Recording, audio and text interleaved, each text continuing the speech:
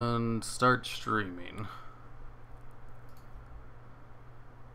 Actually, you know what? I forgot to set the gaming category. Well, we'll be watching World of Warcraft videos, so we should be good to go. First up, we have Old Arenas 2 footage from Cataclysm. Riveting stuff. Glorious 360p audio quality with my laptop and super cluttered screen. I kind of miss having all of those extra sideboard Thunderstorm the Hunter away from me.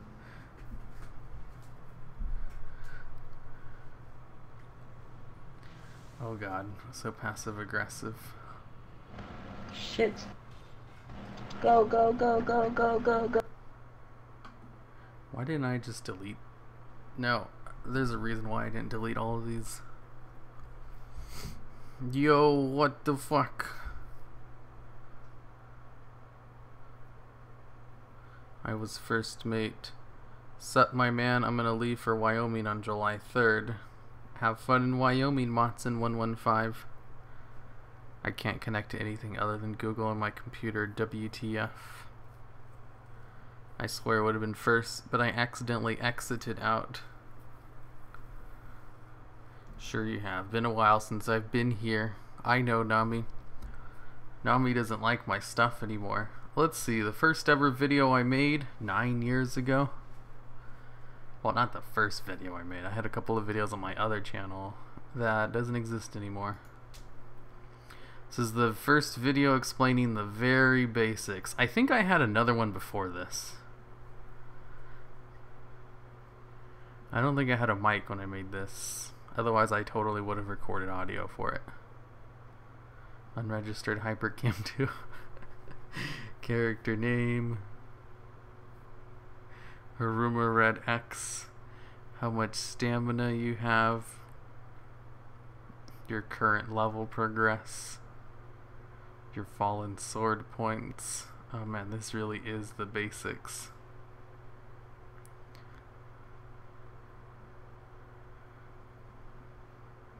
Posted July 20, 2008. Wow. Oh my god, I made this video in 2008. Scarecrow, choose your own adventure, please. This is too much gold. Okay. First thing you want to do is go hunting to get some gold. To do that, go to the left side where it says World.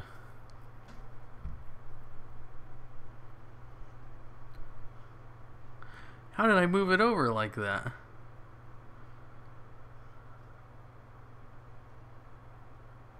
Whoa. Did I do editing for this? Okay, now where it says Misty Mountains and click on it. Oh, I missed this game. I wonder if I can still play Fallen Sword. I don't remember my login information though. Here, why is your favorite word whoa? Why is your favorite word your face? Okay, that's enough for this. Good information on that. Let's see. First video since I started actually making videos. How to diss priests. I hate this video. Let's go with how to rogue. How to be the best rogue PvPer. First off, you're going to need the Warglaives of Azeroth.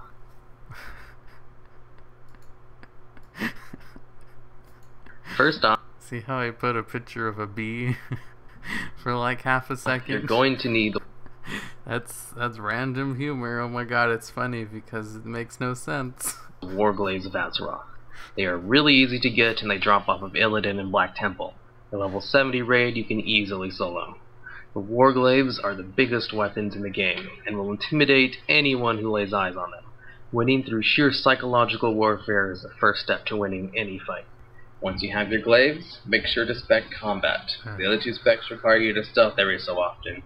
But if the enemy cannot see your Warglaves, they cannot be intimidated by their size, so combat is the only logical choice. Rogues are a cooldown class. That means you have to pop all your cooldowns at the same time to do the maximum damage. Your opponent will probably be too afraid to fight back anyway, so rogues are easily considered the best PvP class in the game. Now, if for some reason... You know, I think I drew all these in MS Paint with my mouse. Like, later on, I totally upped the art quality by drawing on my Kindle with, like, a pencil. One of those, like, stylus. Yeah, that's what it's called. So my first, very early videos, this was all mouse MS Paint drawings. Which, honestly, not so bad. The enemy does decide to fight back. Here are some tips on how to effectively destroy them psychologically. First and foremost, layer your stuns. I had game footage? That means cheap shot into a kidney, into a gouge, into a blind. They'll have so many CCs going off at the same time they won't know what to do. Then? Should I pop my trinket? Or wait it out and hope someone comes and peels for me? But even if they do pop their trinkets, it won't matter. Because you will be layering your stuns, and they will be stunned immediately again anyway. Make sure you always have Blade Fury toggled on. It will let you hit up to 4 targets at once, therefore assuring the kill. Pop all your cooldowns at the same time. Make sure to use a Okay, so for this video, what I did was I was just saying like the opposite of what you're supposed to do, because I thought it was like copying Pyrian Flax's guides. So I was just really sarcastic about everything, and then just said the opposite of what you were supposed to do.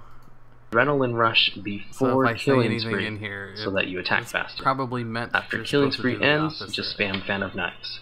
The attack will hit all opponents that are close to you, and the ones fleeing from your Warglaves. Now, probably the most important part of playing a PvP rogue is putting the right poison on your... The stupid... poisons on your Warglaves. Can I even find it? The right poison. Rogue is putting... Oh, there's my B again. It shows it for like half a second because that's so random. The right poisons on your Warglaves. You want to use the PvP poisons, crippling and mind numbing. The other ones are not for PvP, so you can just ignore them completely. Never kill the healer first. If there is a healer, leave them alone. And kill the DPS. The healer can't do anything to you and will be too busy trying to heal through your epic Fan of Knives damage to be of any concern. If the healer is left after you are done mopping up all the DPS, they will most likely just commit harakiri due to the psychological trauma of watching their teammates get killed by a rogue with such impressive weapons.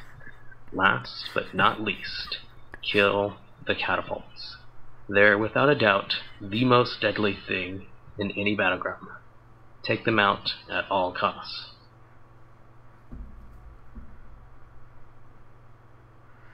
I think catapults only exist in like that one battleground.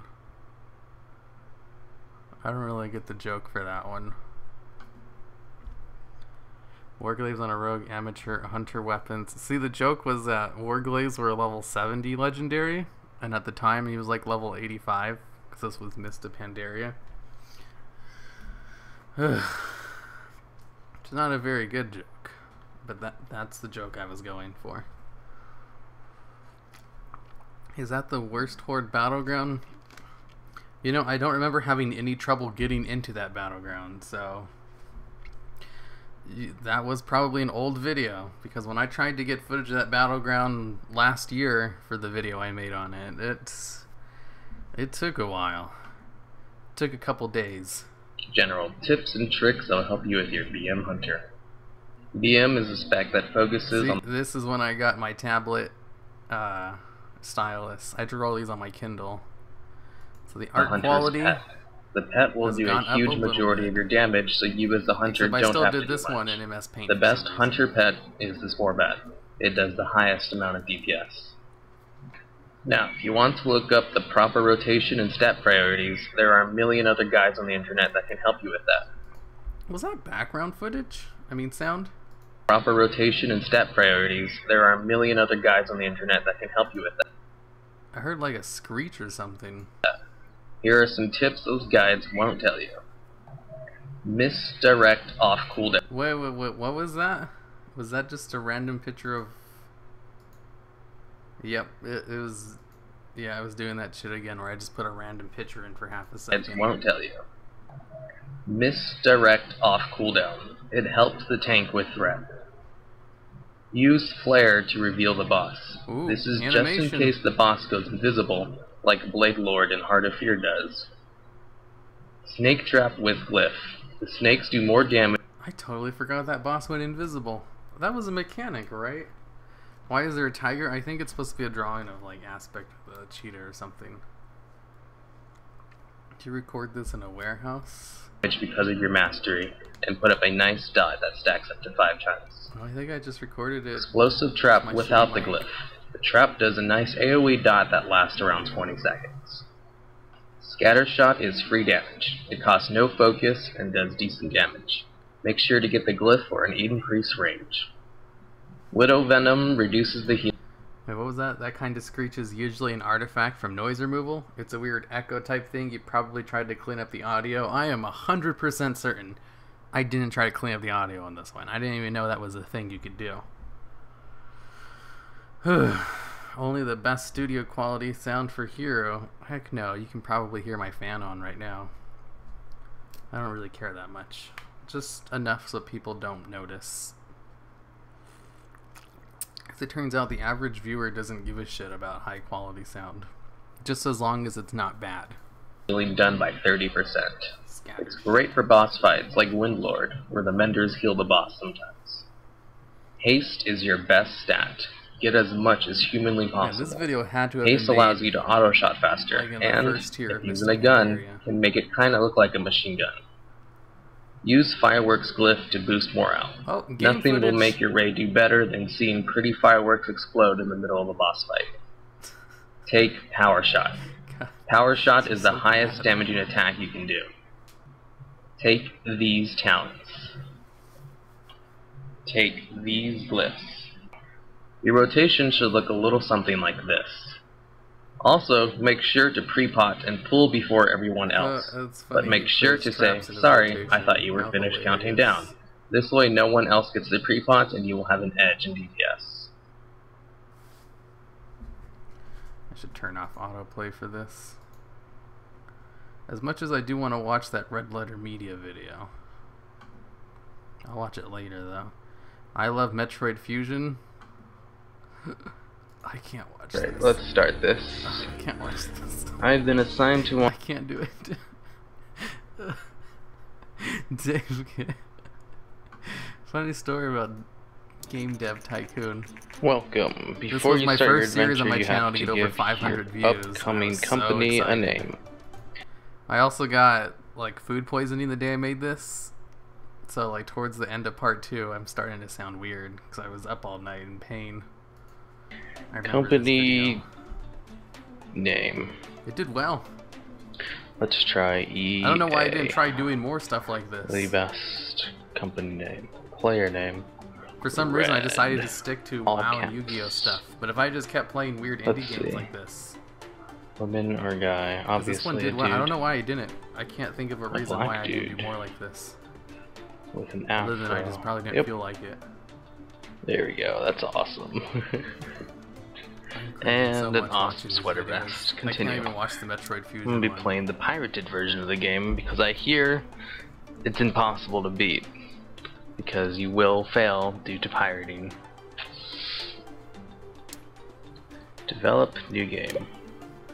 Game topic 1. Let's see. I'm gonna try to beat the system. Call of Duty. Modern Warfare 2. Pick topic, military game. Pick genre, action. Pick platform, the G60 farm. Oh yeah. Well, this is just a Cost normal Let's 25. Play. World design, 25 fans. Damn. Look at all those 15-year-old boys buying my game. Oh no. Look at all those 15-year-old boys playing my game. The complete history of Hunter Stings. And then this is when I started doing all the videos in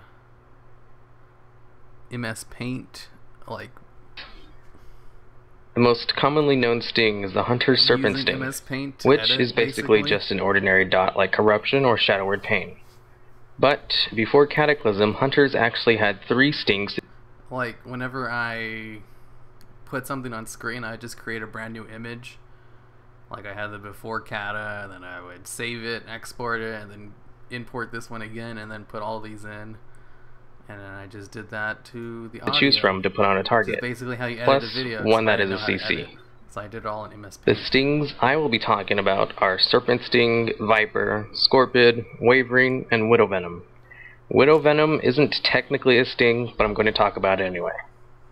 Serpent Sting is a nature-based dot. Didn't I remake this video?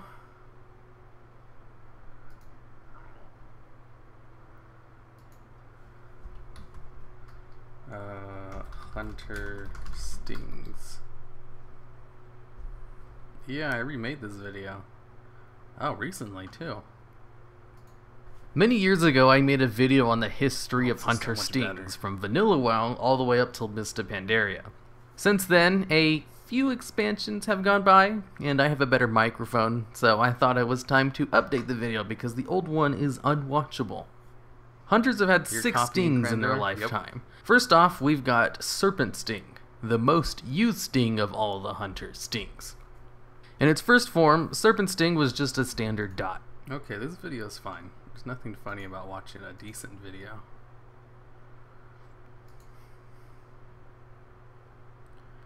Videos, date added newest. No wait, date added oldest. That's how I was sorting it last time. There we go. Hunter stings. In Vanilla, it scaled with spell power and was not changed to scale with attack power until BC. Serpent Sting was rarely used in both Vanilla and BC because it's terrible damage in Vanilla and the 8 debuff limit, and it didn't fit into the 1 macro BM rotation of BC. Serpent Sting finally saw some raid use in Wrath. You see, Survival Hunters had a talent that increased all damage done if Serpent Sting was up. Marksman Hunters could refresh Serpent Sting through Chimera Shot. Chimera Shot would do 40% of Serpent Sting's total damage and refresh the sting to full duration. Back in Wrath, the dot's damage would not rescale during a... No, this video is not half bad. Other than like the bad mic. I think I actually put more effort into this video than I do some of my videos I have now. It's just like the MS Paint nature of it makes it seem more lower quality. But like the way I'm presenting the information is all, you know, pretty good. Good job, old me. It seems like you started making good videos pretty early.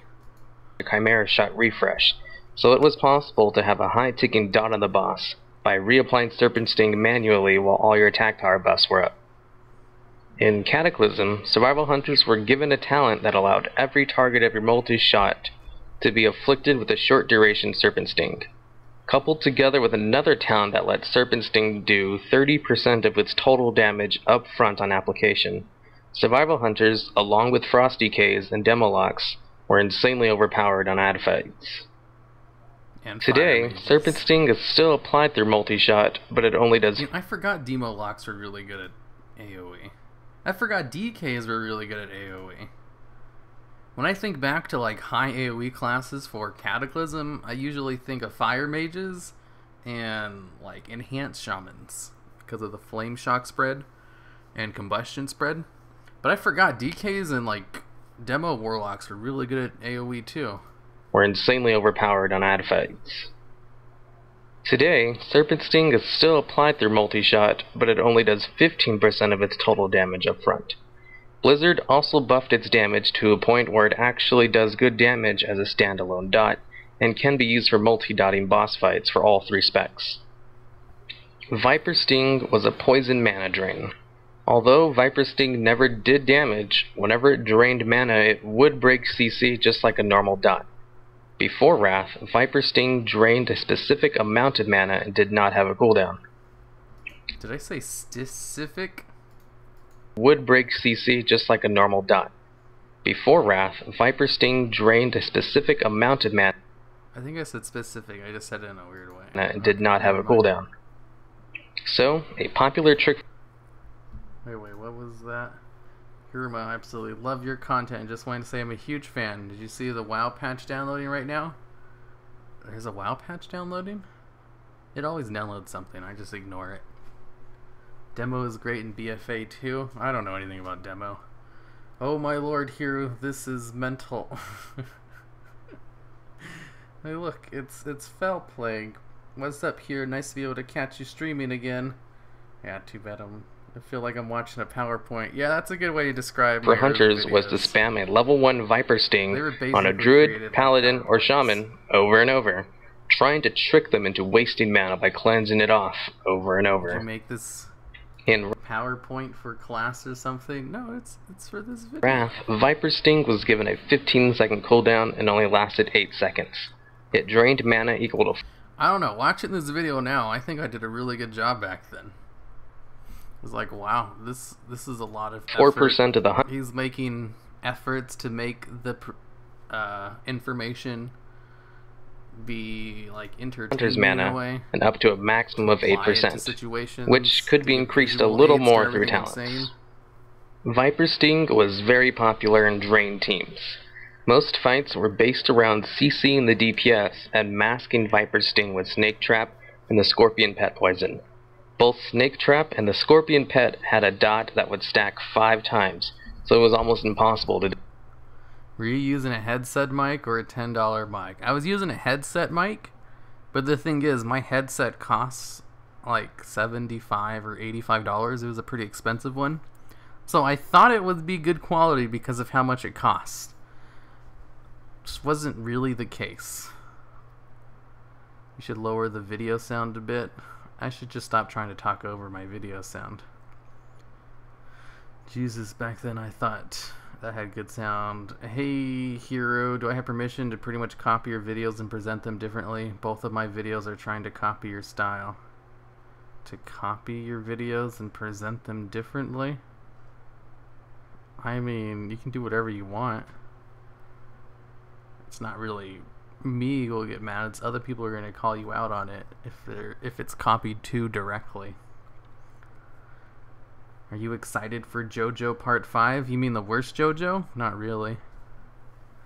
For April Fools next year, make a video like this. Please go back to the Horde. Buy a Horde like $3 mic or just make it. I have a whole bunch of headsets in my room that I can just use. Best about here, old videos, the Deathwing animated drawing. Oh my god. I used to use that so much because I always thought, like, you know, if I ever sell merch, I'm gonna use this crappy animated Deathwing as like my symbol.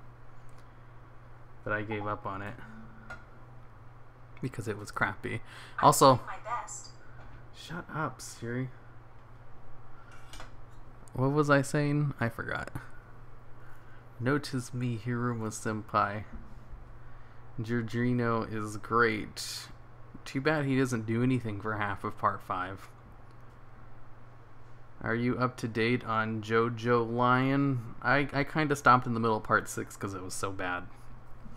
You going out tonight, Hero? I don't ever go out. Will you ever draw cinematics like you did with the Wrath of the Lich King? Oh, I should watch that one next. Let me dispel Viper Sting. Viper Sting only gave mana in Wrath. Before, it just drained it. The Chimera Shot special for Viper Sting was to refresh its duration and give you 60% of the mana it would drain immediately. Viper Sting was removed in Cataclysm, and eventually all mana drains were removed from the game by late Cata. Scorpion Sting was a poison debuff that did not cause any damage.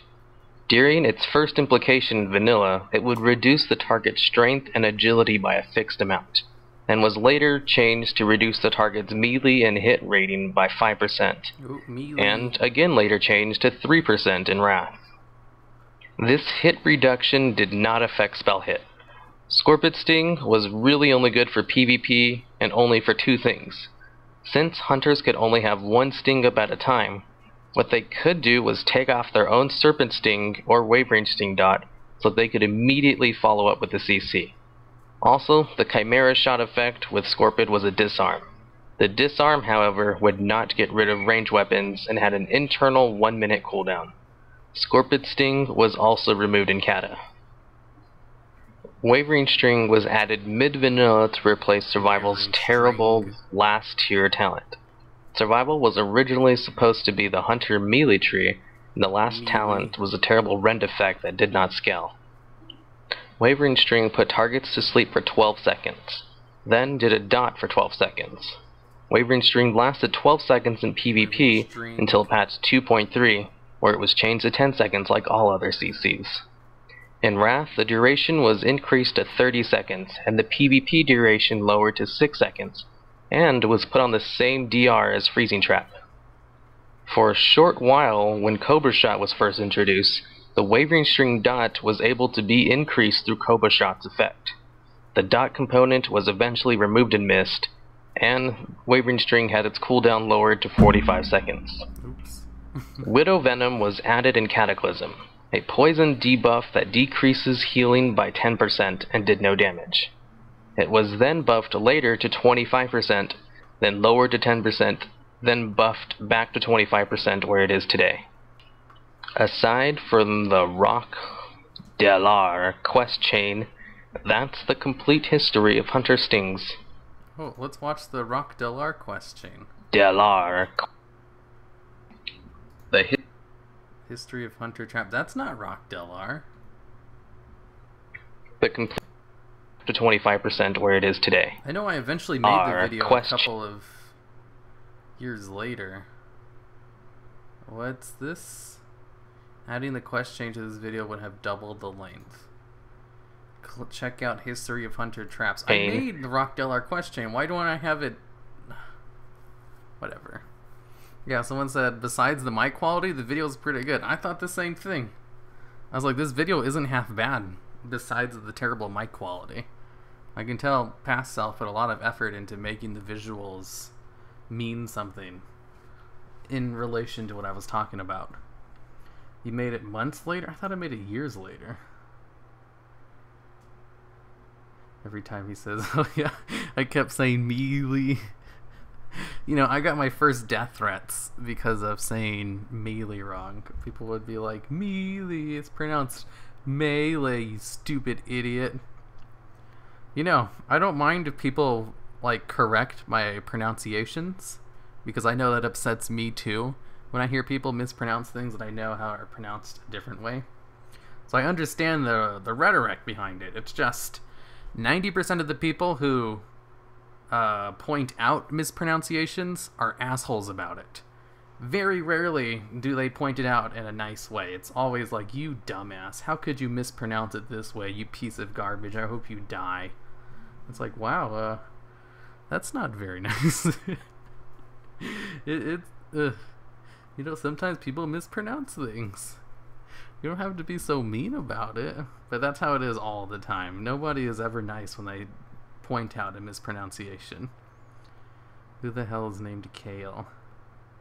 Haruma, Mad Season 2 best WoW YouTubers. Mad Season's great. I hate Kilthos, you should legally change my name. The attack on Undercity Recreation just got finished on Moonguard. We have now done Bolthy and Ashen Vale. We're gathering screenshots for Undercity now. I have a gallery for Ashen Vale. Send them to my Twitter, Fell Plague. Those are always interesting things going on in the RP servers. Hi Hero. Love from software engineer student from Serbia. I fully support your move of bite-sized WoW news to Azeroth Weather Channel, and I subbed. I wish you the best of life. Why, thank you, Octopod. You know, when I first started telling people I was going to make the move, like, it was all, like, negative reactions to it, which I understand. People didn't really want to have to subscribe to a new channel for it. But then once I explained the reasoning behind it, because it's not simple. It's not something I can just sum up. There's a lot of stuff to it. A lot of nuances. Pretty much everyone who watched the video or read the explanation has been on board with it. It was like, oh, you know what? That makes a lot of sense when you put it that way. And I'm glad so many people understood my point of view, instead of what I was assuming would just be more backlash. How do you pronounce your YouTube channel name? It's Hiruma Red X. Rip Haven Games. I didn't discover his channel till after he passed. Heartbreaking. He was an amazing creator. Yeah, I know. It's super sad. He was... I still remember, he was going to make his next video on, like, the Warlock mount quest chain. But I don't think he ever got to finish it. So when people were telling me, like, which bad quest chains to make next, and people were suggesting those ones, I was like, oh, that's sad. That's what Haven was working on when he was probably working on that video when he died. It's Hiruma Red X. You made it months later. How did you discover YouTube voice? Like the way you talk? Just over time, people kept complaining about my monotone voice, so I tried putting energy into it, and I just developed the one I have now. No, I'm not really using it right now, though. Wait, am I? I don't even know. I probably am. People get mad if I use my real voice, though. But, like, if my normal voice changes because I use my fake voice all the time, does that mean my fake voice is now my normal voice? If you don't pronounce it mealy, I'm going to kill myself. You'll hear first time in street, love for the UK. What you maining in BFA? Probably still my Disc Priest. I would only ever change my main if they added like a lightning based class to the game. So far, the closest thing we have is an Elemental Shaman, and those have historically played terribly. They are not fun at all, which is such a shame because it's the only class with lightning attacks. I mean, besides a monk, I remember I first leveled a monk because of the Jade Lightning ability, but it turns out it's just a filler. Not even a good filler spell, and like no one ever uses it. It's just there for fluff. And I was like, that's disappointing. Do you put more effort on videos now or back then? I'd probably say like an equal amount. It's just I've gotten more efficient in the way I do things, so I can make it look prettier, but I don't really spend any more time making them now than I did back then. I can just put more stuff into it because I've gotten faster.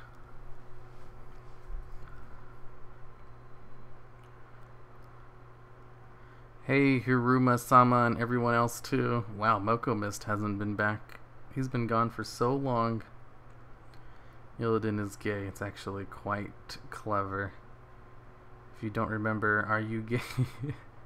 Hero, I was the third sub to Azeroth Weather Channel. You better start using it. I will in a couple of weeks.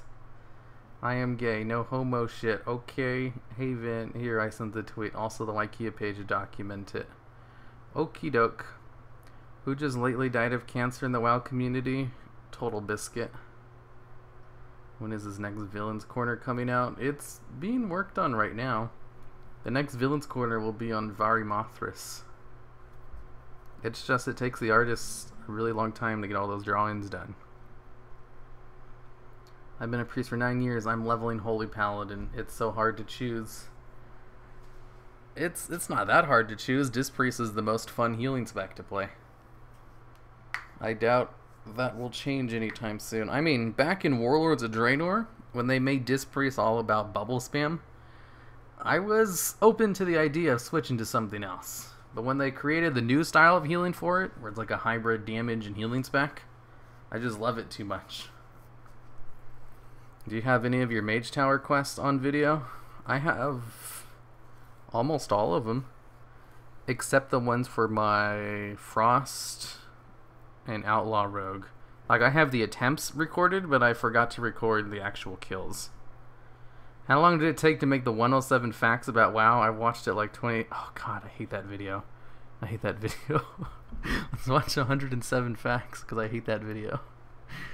107 facts took me the longest amount of time to make out of any of my videos. And I think I spent like... I forget how long I spent making that video, but I know I spent 2 weeks editing it together. And I've never spent like 2 weeks straight editing a video before.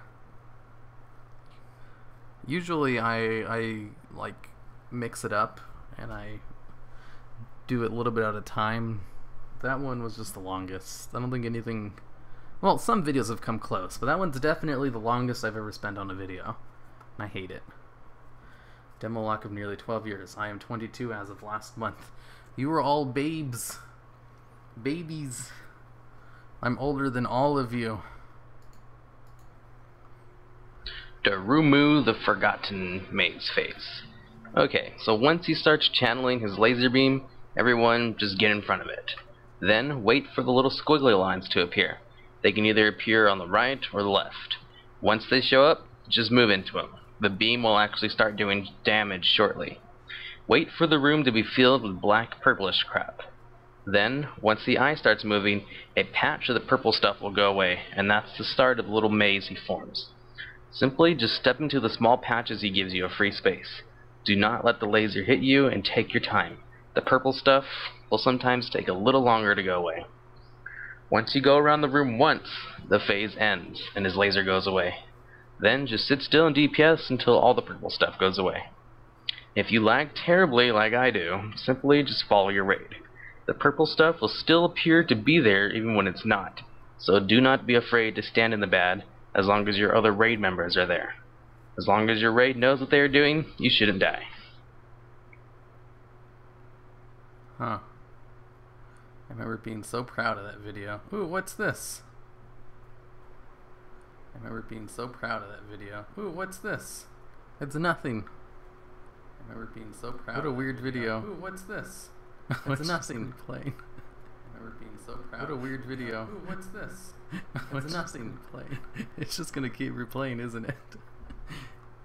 Hero, you are just old. Can you do any sort of reveal? I don't care. No. LOL. Oh, yeah, never mind. Sammy is probably older than me.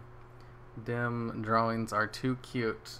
See, I tried to make them cute because, you know, merch one day. I was thinking ahead. I probably can't use Blizzard characters on merch, though. I didn't think that far ahead. Or the logistics behind it.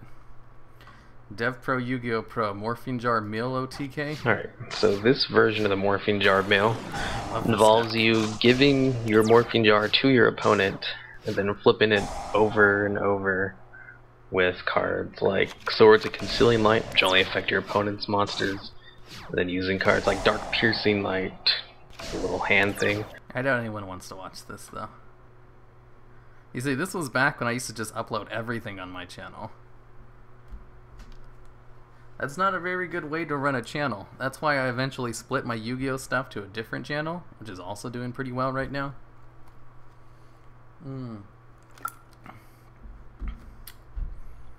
Where is that? Do I have a link to the channel here? Alright, so this is the Air Hummingbird OTK deck. OTK. The one I used after many altercations. Now. Like, I have two different variations of this deck. The original one I made based on the game when I played it back in Yu-Gi-Oh! Online, which went down last year. Last year? Wow, that was a long time ago. This is my new Yu-Gi-Oh! Channel.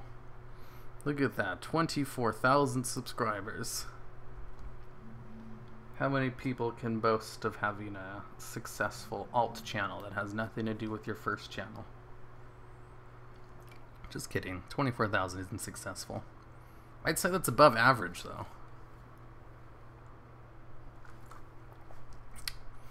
How many videos does this channel have? Is there a way to see how many videos a channel has? Because I know I have a ton. I don't know. I like this video, though. Halt, who are you? I was sent here by Rainbow to fight the worms or something? Rainbow? I've never heard of that. Are you associated with the worm pests? I guess by calling the worm pest unconventional card, I'll give you that. What it does is allow me animated series on my Yu-Gi-Oh! onto channel. my backup plan, I guess. During my draw phase, instead of drawing a card, I will activate Flame Tiger's effect from the graveyard to... I draw. Oh, thank God. The error of my ways. One who duels as smartly as you could never be one of those stupid vermin of a worm. You see, that's what I was trying to tell you this whole time. What? That's what I spent all of last week doing. Or was it the week before that? I think it was last week. What do you think of Hazel mixing up Lorder on its sword? That was hilarious.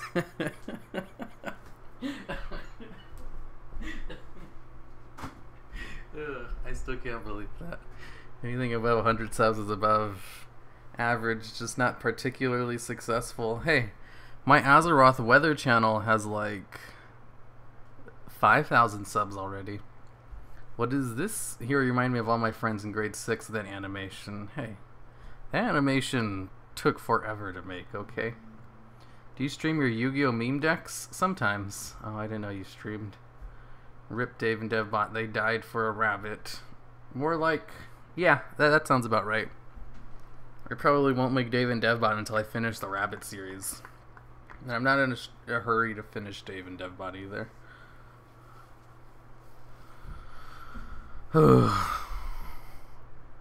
What's this? Dota 2 video? Oh god, this is gonna be bad.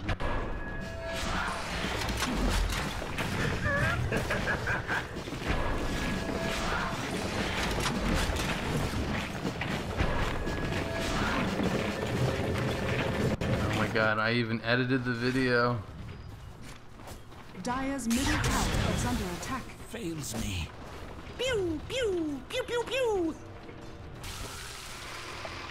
I kind of missed Dota 2. Words of power. So sad as the wings.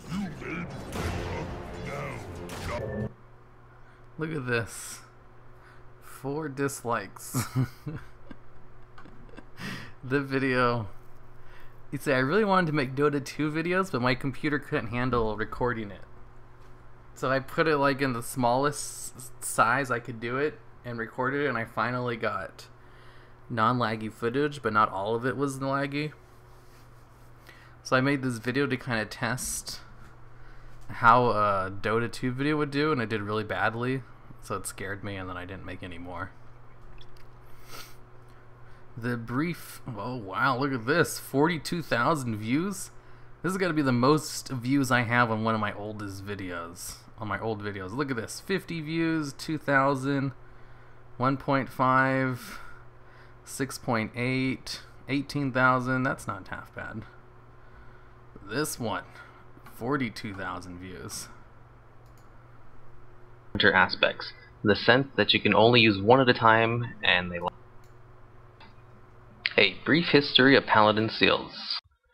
Paladin Seals are self-buffs similar to warrior stances and hunter aspects, in the sense that you can only use one at a time, and they last forever. But they were not always like that. In fact, during vanilla they only lasted 30 seconds. The seal system was introduced right at launch. In beta, Paladins actually had a set of melee skills, and their seal spells became blessing buffs instead. Right at launch, all the melee strikes were removed and the new seal system was implemented. In its original form, the seal system was based around the idea of giving the player access to different, mutually exclusive 30-second buffs, which could, through the judgment spell, be used for various purposes. While the buff was up, it would grant the player specific bonuses, and the judgment spell would consume that buff to do something, depending on which seal was consumed. The player would then recast whatever seal they needed next. For example, a paladin might cast Seal the Crusader, which increased attack speed at the cost of lower damage.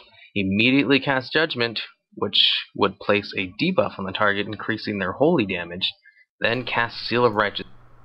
Dave and DevBot went downhill after Season 1, got more and more popular but unsuccessful the longer it went, and has a giant hiatus. So it did successfully be a WoW version of Rick and Morty. It's so bad. It didn't do good at all. So disappointing, because I liked it. By the way, Tournament of Ages is the 5th till the 11th, if you still plan to show Hero. Okie dokes, can you show the stats of when the views are from? I think you mentioned this on the Hunter video last year. I don't know if I can open up the stats without showing all of my stats. Mike Bad, art just as good as always. Can we have a history of Melee? Please make more vanilla trivia videos. Okay. Did I say Melee in this video too? You know, a funny story about this particular video. Like, it was my first video to get over 1,000 views, I think. It was like my most successful video on my channel for a time. And I posted it to Reddit because I was so proud of it. And it made it to the front page, and I was so happy. I was like, yay, all the videos I'm making, you know, people are finally watching them, and people seem to really like this one, you know, despite the terrible mic. And then, like, that night while I was out running, I got attacked by 2 guys with a gun. And that was terrible. It was like, oh, I was so happy that these videos I were doing were finally getting attention. And then something just terrible happens that night. And I was like, oh my god, why does this always happen to me? How come I could never just be happy for once without terrible things happening? And I was like, well, that's not true. This is just a terrible coincidence. There have been plenty of times when I was happy and then something bad didn't happen immediately. But this was a really good example of like a time when something happy happened to me and then something terrible happened immediately after. This is probably why I have some anxiety issues. Well, that came out of left field. Yeah. Came out of left field for me too. I remember I was just going on my normal jogging route and they came out from a blind spot. I actually thought like a bird might have ran into me or something, so I turned around and I just saw two guys, and one of them pulls out a gun. I was like, oh shit. Well, they knew you did not know how to pronounce melee. They saw you weak. You know, I want to look at one of my first top 6 WoW Easter eggs. This one used to be just 6 WoW Easter eggs or something. I think this video is really bad. Invincible's empty grave can be found at the Balanier farmstead in Triswell. Oh my god, look at this. This is when I started actually doing video editing instead of doing everything in MS Paint. One of the first things the Lynch King did after returning from Northrend and killing his father was go to the grave of his horse he had before he became a paladin and resurrect him. The farm near the grave was where Invincible was born. When Arthas was 19, he rode the horse too hard in a numbing cold, and Invincible suffered an injury. Too far from help, Arthas was forced to kill him to relieve the pain. Invincible's gravestone reads, "Beloved steed of Prince Arthas Menthil, loyal and great of heart in life, may you find peace in death. Pure streams and green pastures, devoted friend." Lore-wise, going to the grave was one of the first things Arthas did as the new Lynch King, and should have been open since Vanilla WoW, but was not an open grave until patch 3.02 during the zombie infestation event. North of Thunderbluff, there is a small path that leads to a clearing. In the clearing are a lot of critters, mainly rabbits, gophers, and mice. But these critters will occasionally pick up weapons and fight each other.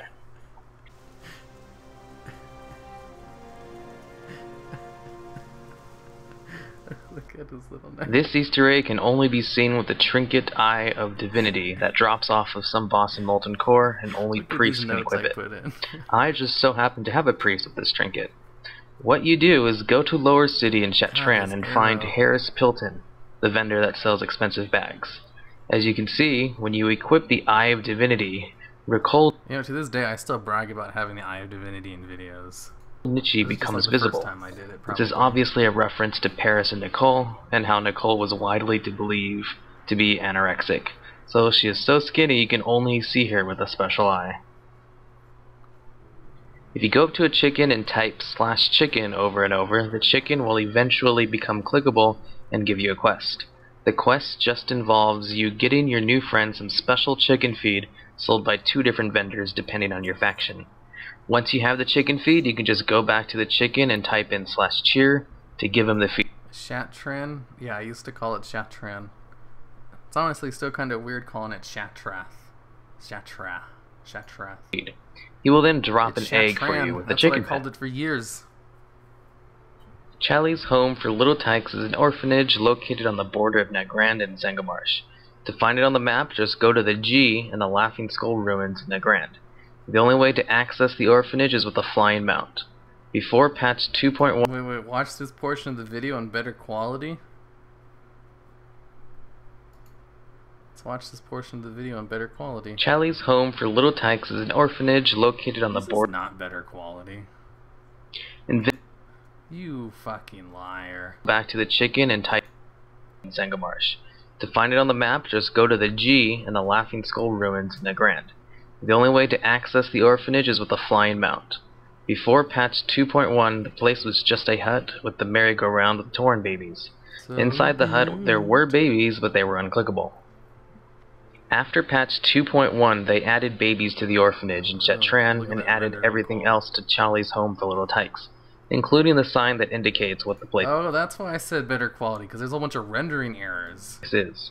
If you talk to Charlie, she just tells you to be quiet. The babies are sleeping. There are 2 kids running around the orphanage, a human boy named Shadow and a blood elf girl named Sarah. There's also an orc boy named Jara standing in the middle of a giant skeleton corpse, in the same location where See, it's for reasons like this that I have to rewatch my videos after I render them out, because sometimes the video itself will be fine in the editing, but then the rendering just like fuck up. It just messes up like this. Jara is hiding. There is a pile of TNT and goblin rockets. There's also a couple of buckets and a shovel, indicating that it is clearly supposed to be a child's sandbox. Now, there is some speculation as to whether or not Charlie is a cannibal actually eating the children. For one thing, she is wearing a level 1 warlock starting robe. There is another Easter egg in the game called an exotic cookbook that can be pickpocketed from warlock trolls that details how to eat man. In the back of the hut there are 3 cages, and in one of them there is a small skeleton inside. Inside the hut there are bones inside a bowl, and she has a cauldron behind her. Probably a reference to the witch from Hansel and Gretel. There is also a doghouse next to the entrance, and inside there is a pile of decomposing meat and flies. Outside the doghouse there is a food bowl, but there isn't a dog around anywhere. Too cute.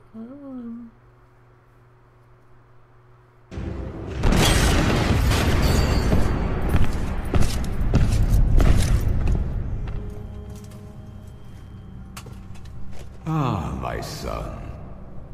You no longer need to sacrifice for your people. You no longer need to bear the weight of your crown. I've taken care of everything.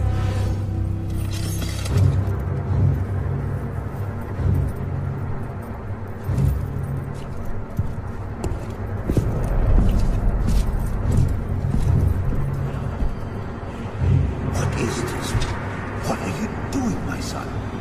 Succeeding you, father. If you go to your settings and lower the sound and music all the way down Watch this and portion increase better your quality. Does this one ambient just sounds fuck to up all the time max, too? you can hear the crowds cheering Arthas in the hallway before the throne room.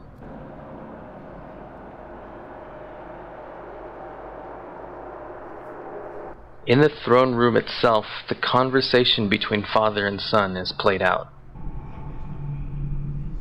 Man, I used to use emoticons a lot. I forgot about that. I don't do that anymore, though. Poor Invincible. Sorry for anyone watching this video in 2018. Ooh, woo. Old me was so weird with his emoticons.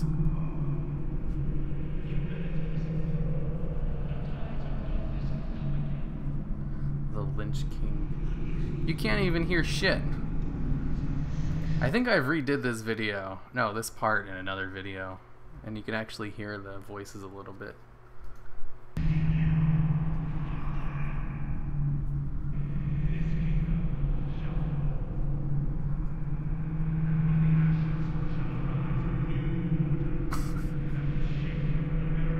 Well, Uvu is different. It's not like a smiley face emoticon. That was the end of the video?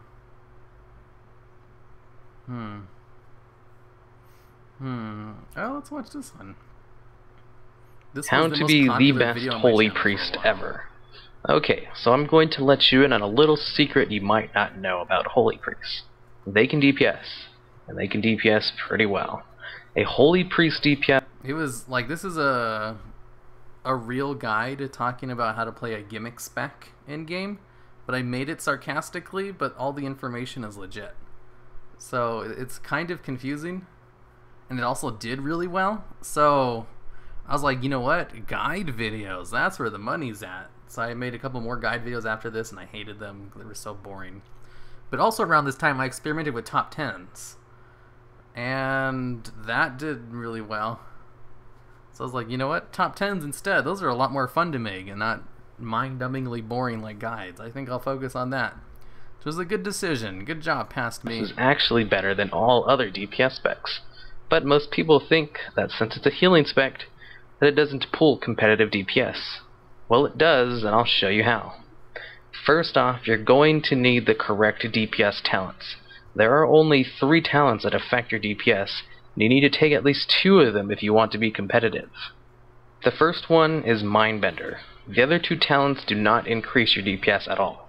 Mindbender does not hit as hard as Shadow Fiend, but you can use 3 Mindbenders in the span of 1 Shadow Fiend.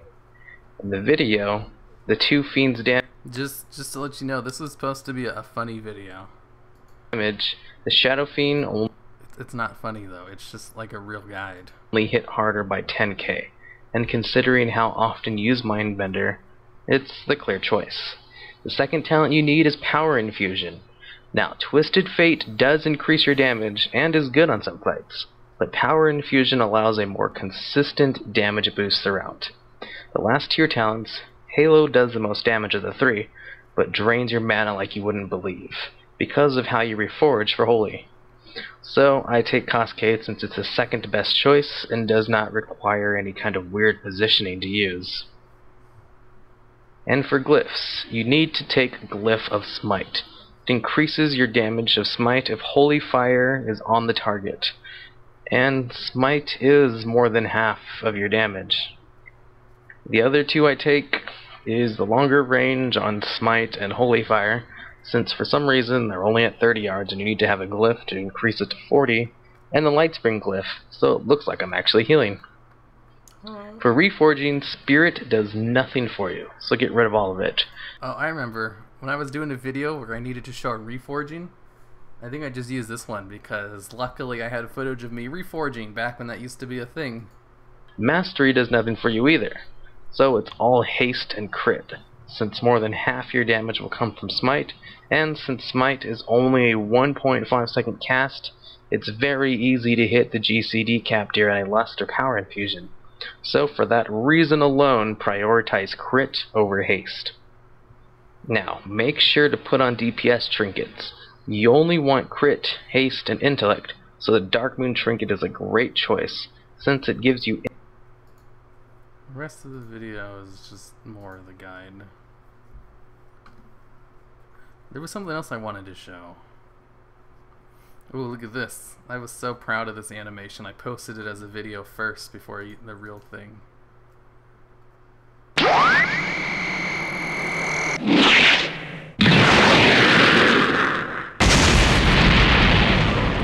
how great that was. I spent a long time on that.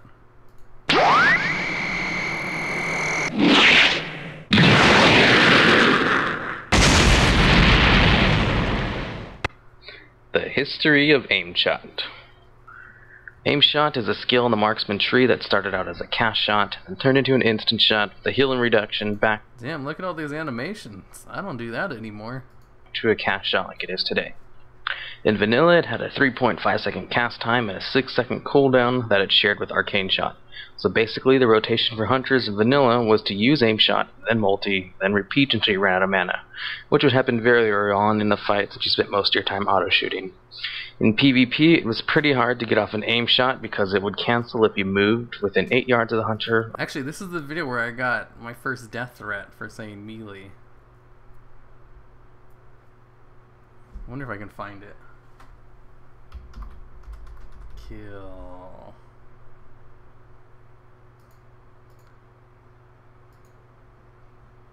Maybe I have to load more comments.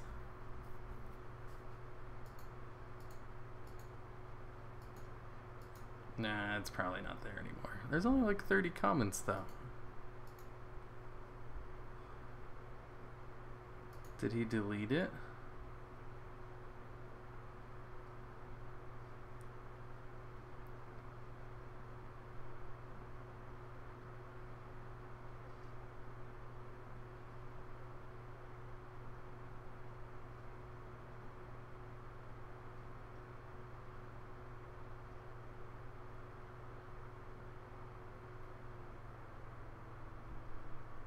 Old video burnt noodle. Well, this is a comment from a week ago. Why would anyone watch these old videos? Well, it's not there anymore. YouTube probably deleted it. Yeah, probably. I don't delete comments. Let's focus on the positive, friend. Never leave the house, but I'd also take you out on a date, Hero. That would require me to leave the house. I don't do that.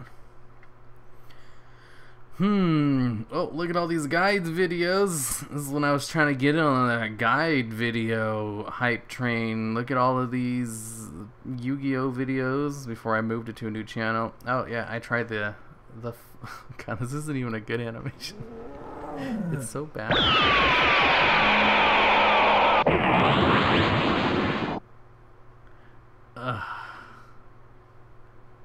You know, I think back then I didn't like it either. I wasn't a big fan of the video back then. Guide videos. Why would anyone watch these old videos? Literally, and a streamer was watching old videos. I mean, it's fun to watch them to make fun of them, but why would anyone legitimately watch these videos?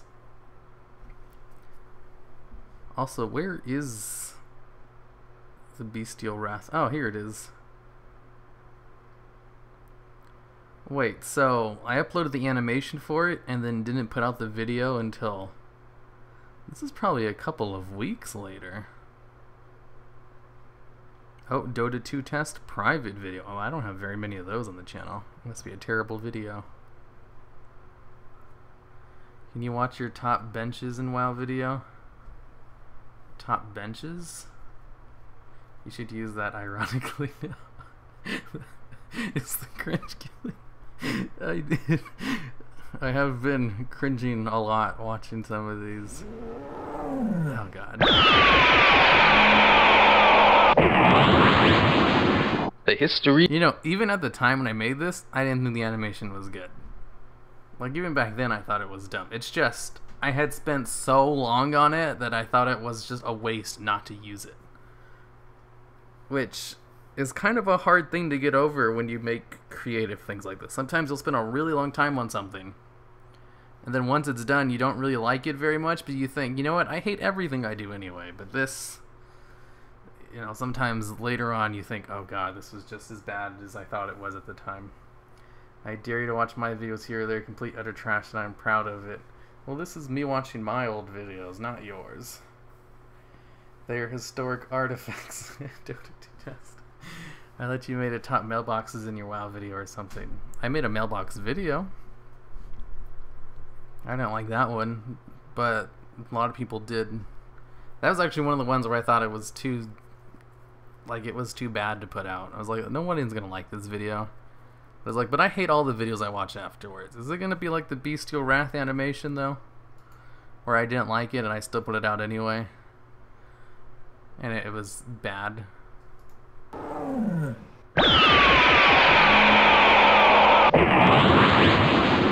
The history of Bestial Wrath. Are you gonna make a community for us when that becomes a feature?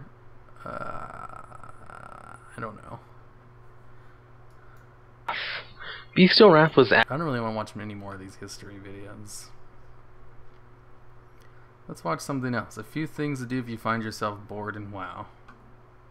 Damn, all these old history videos have a lot of views, like, compared to everything else. Here are a few things to do if you find yourself bored in WoW. Dance for money. Brawlers Guild. Sneak around Stormwind on a rogue. Go sightseeing. Go to Moonguard and make your way to Goldshire. Oh, look, it's my Moonguard character. Yarisana.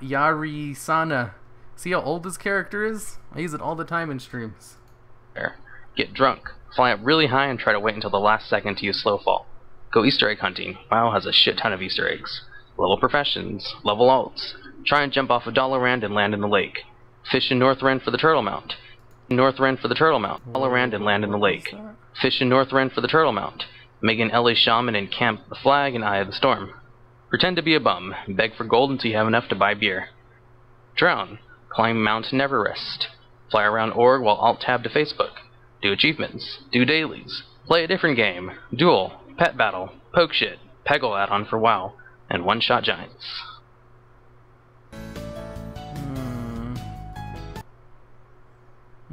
That video was bad.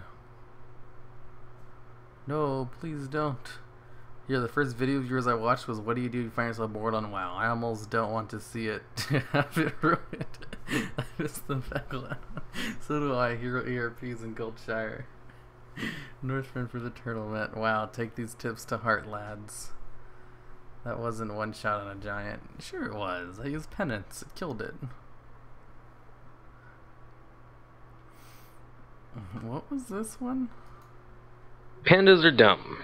They, pandas, should never have been entered into the Warcraft universe.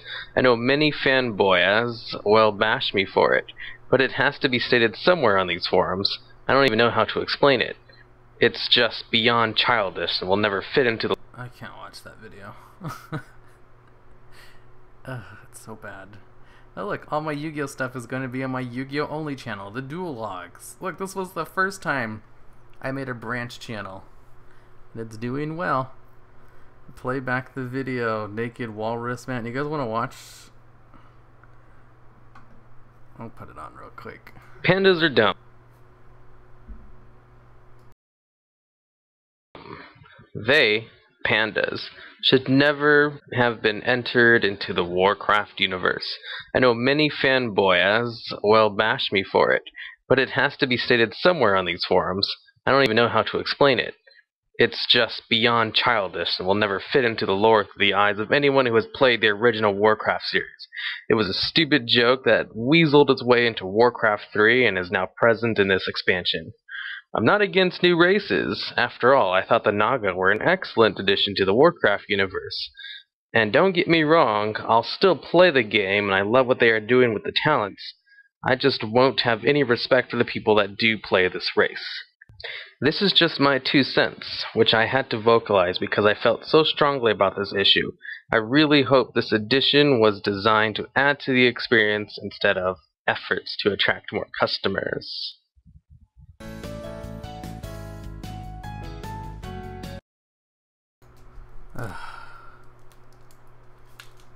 No wonder this video got a bunch of dislikes.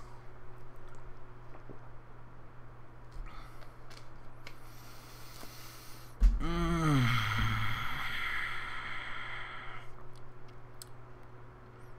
don't think I can watch any more of these.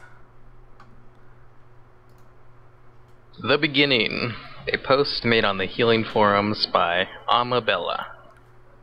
In the beginning, Ghostcrawler created the instance and the raid was without mobs or loot, and darkness was upon the dungeon journal.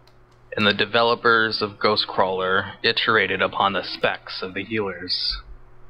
And Ghostcrawler said, "Let there be absorbs," and there was power word shield. And Ghostcrawler saw the shield, that it was good, and Ghostcrawler divided the absorbs from the heals. And Ghostcrawler called the absorbs balanced, and the healing he called useful, and the shielding and the healing healed the first raid.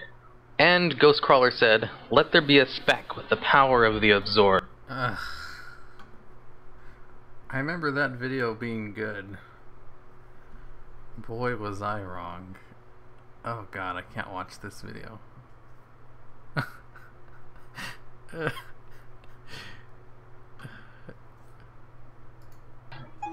How to create an... I can't do it. I know this one's bad.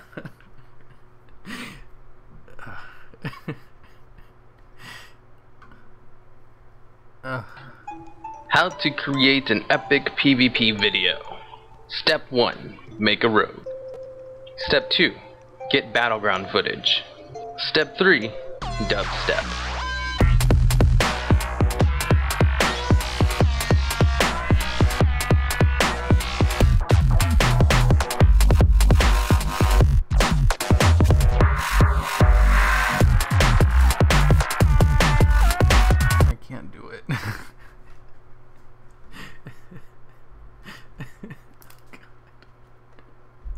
This is supposed to be making fun of him? It's just a joke went on for way too long.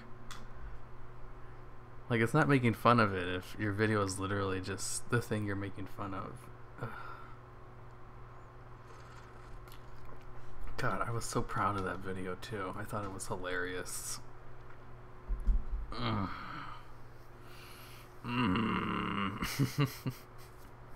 Oh look, another intro animation. What was this one?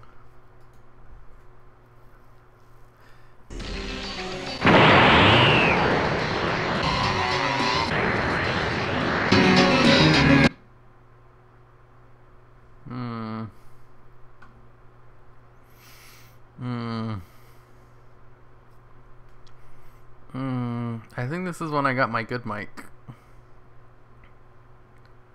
Like halfway through these totem history videos. The History of Shaman Totems. Book 2, Water. Was that still my old mic? The History of Shaman Totem. Yep. What about this one? The History of Shaman Totems. Oh, this Book is the first 3, video with Fire. my good mic. The fire totems were the only way to actually do damage with your totems. The other ones just kind of gave buffs. Before Mist, you had to do a quest to get the Fire Master Totem at level 10. And like all other totems, you Look at had to all this go on an editing. annoyingly long quest to get it. Look at these The one for fire transitions. totems wasn't as bad though as the water totem quest. Oh my god. Which was probably one of the worst class quests in the game, considering how you had to go all over the world to complete it. Now onto the totems themselves. First up we have Fire Nova Totem. Before patch 3.3, Fire Nova was a totem with a very interesting effect. Fire Nova Totem only lasted 5 seconds. This video makes me cringe too. Ugh. I'm mentally exhausting from cringing so much.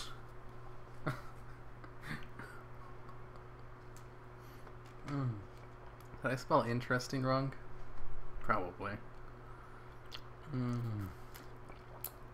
I have started making rings art from WoW for commissions, and even months later I'm already, God, I was horrible back then.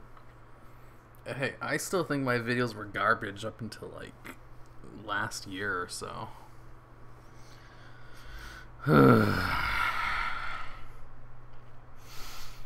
Do the Hunter questline video is... I don't know where it's at. Like I said, I don't think I made it until a couple of years later. Let me see if I can find it.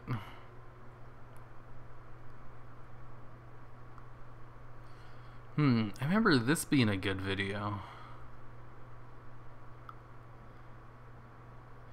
I'm kind of afraid to watch it now,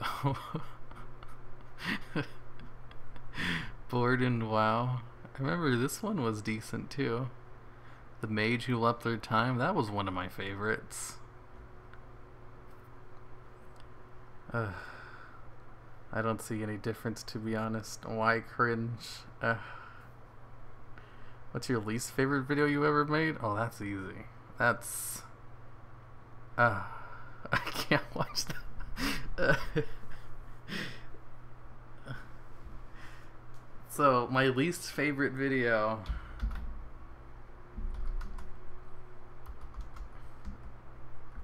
Is it this one?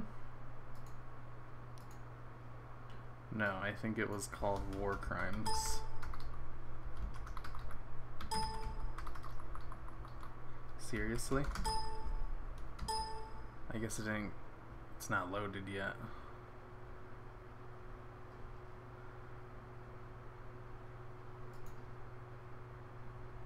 Here it is. This is my least favorite video. A quick summary of War Crimes.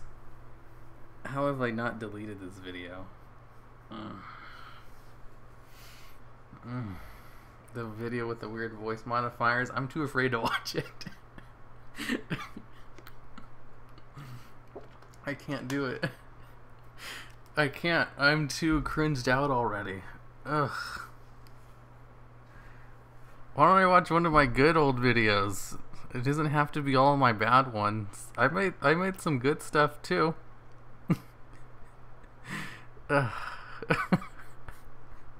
There's no way I could tell you about it and then not watch it. god. I can't do it. 140. It's not really a special. I just said that because I hit it last week, I think.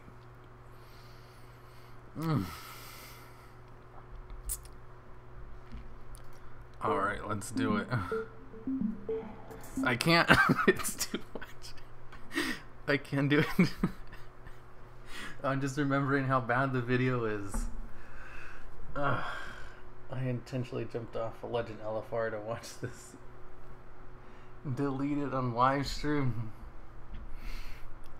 Make the video that was so bad it's a war crime. Okay, I'll play it. You guys will see why I don't like this video.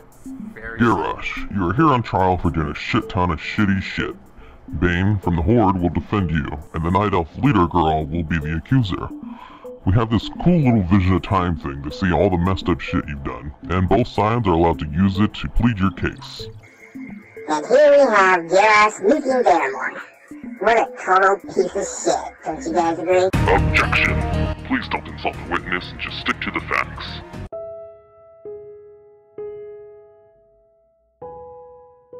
We can't take the chance of Garrosh not getting executed. Give me some of your sweet-ass undead, untraceable poisons to kill him off while he's in jail. Sure thing, my little man. Afterwards, you'll come to execute with me, and I'll turn you into an undead to share with me forever. What did you say? I said I'd totally give you the poison. Bane said you wanted to talk to me and no one else. Are you afraid? No, not at all. Ha, you totally are. I'm just gonna screw with you for the rest of the book. Do you really think Garrosh can change? Everyone has the ability to change. God, you're dumb. You're lucky I like you. If that meant you would have died at the end of the book.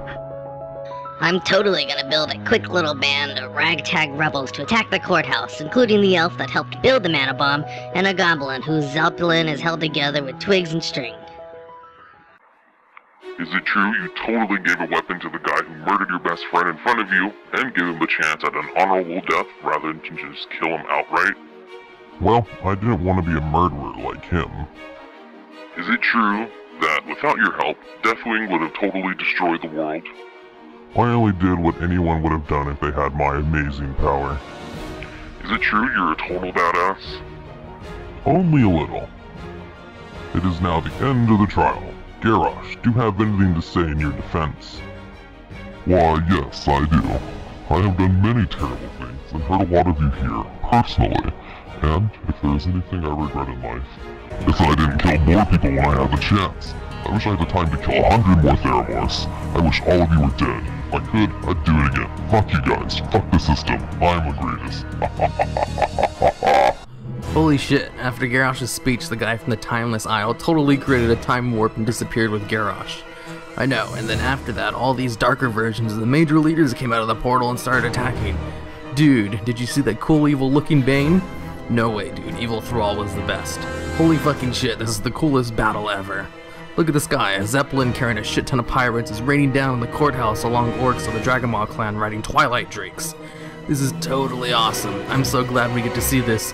Oh shit, Jaina totally just got shot in the chest. Oh, that sucks. I hope she doesn't die. She was a pretty badass during the trial.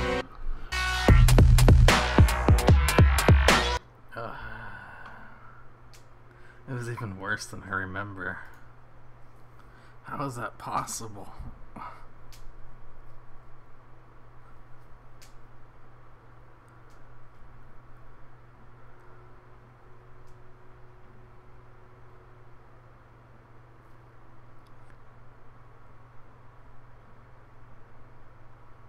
Hero, quit YouTube, please.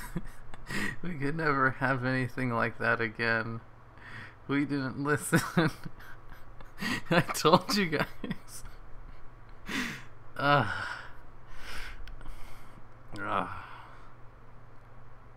Man, I feel a little bit sick after watching that. Oh man.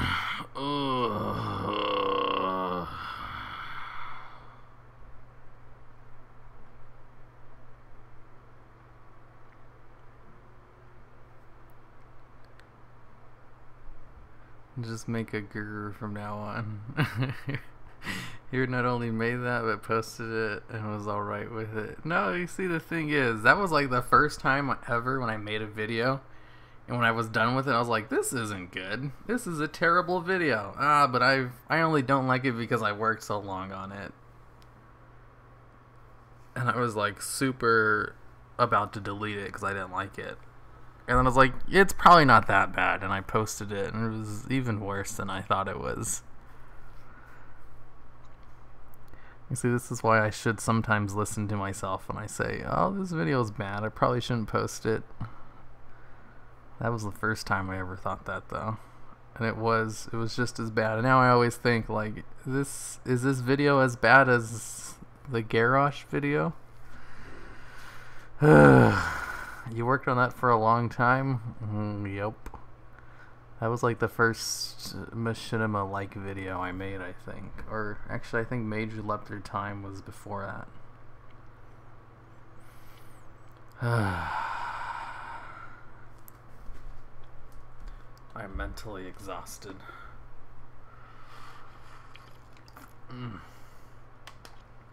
You ever told you're wrong, but the song is playing at 1 minute? I don't know what song it was. I'm pretty sure I've deleted all the files from that video a long time ago. Make a summary for the new book coming out. I'm sure it'll be just as good as the War Crimes one. I think I also wanted to rush the video out because of the War Crimes. It just came out. There was a whole bunch of buzz about it. Oh my god, that was so bad. Let's watch this one. World of Warcraft, the movie.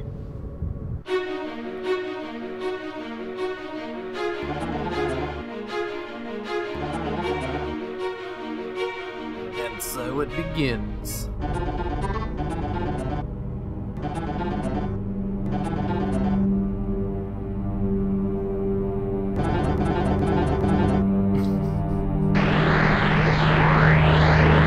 "15,000 years later.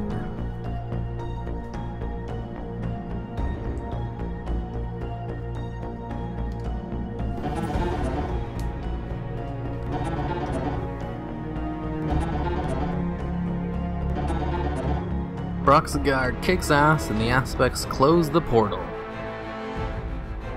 10,000 years later.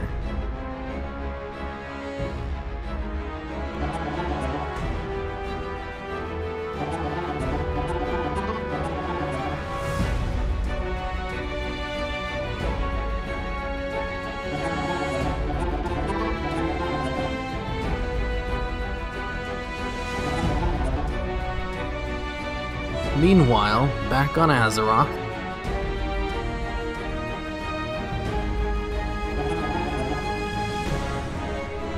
why did anyone ever subscribe to my channel?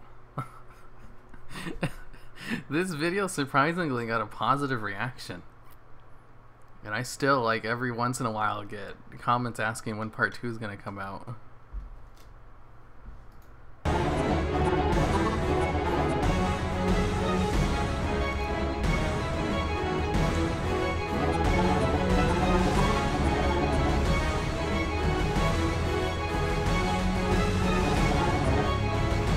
So then the orcs go through the portal and kill all the humans.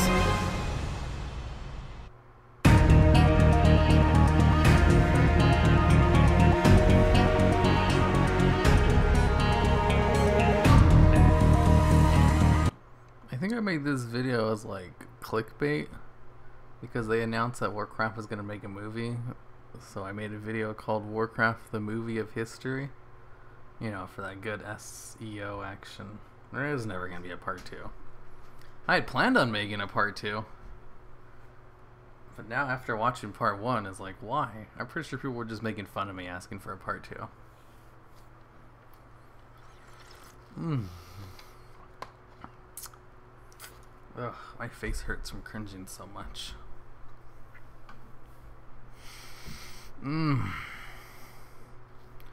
You know,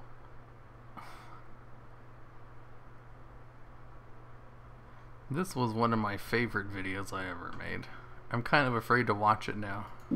You wake up at a small farmhouse. Nothing around you looks familiar and you are completely alone. You hear strange shuffling sounds outside. You look around what appears to be a stable to see if you can find some clues as to how you got there, but nothing is to be found. The last thing you remember is checking your auctions in Dalaran, but everything before and after that seems to be a blur.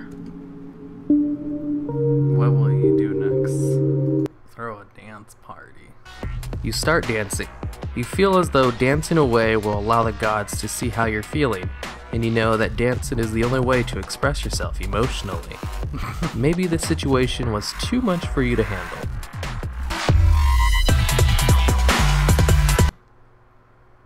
You step outside the small farmhouse and the scenery is illuminated as if the sun is out. Yet there is a thick fog that will not allow you to see anything for more than 30 yards in all directions. The dirt road immediately outside the doorstep forks into two directions.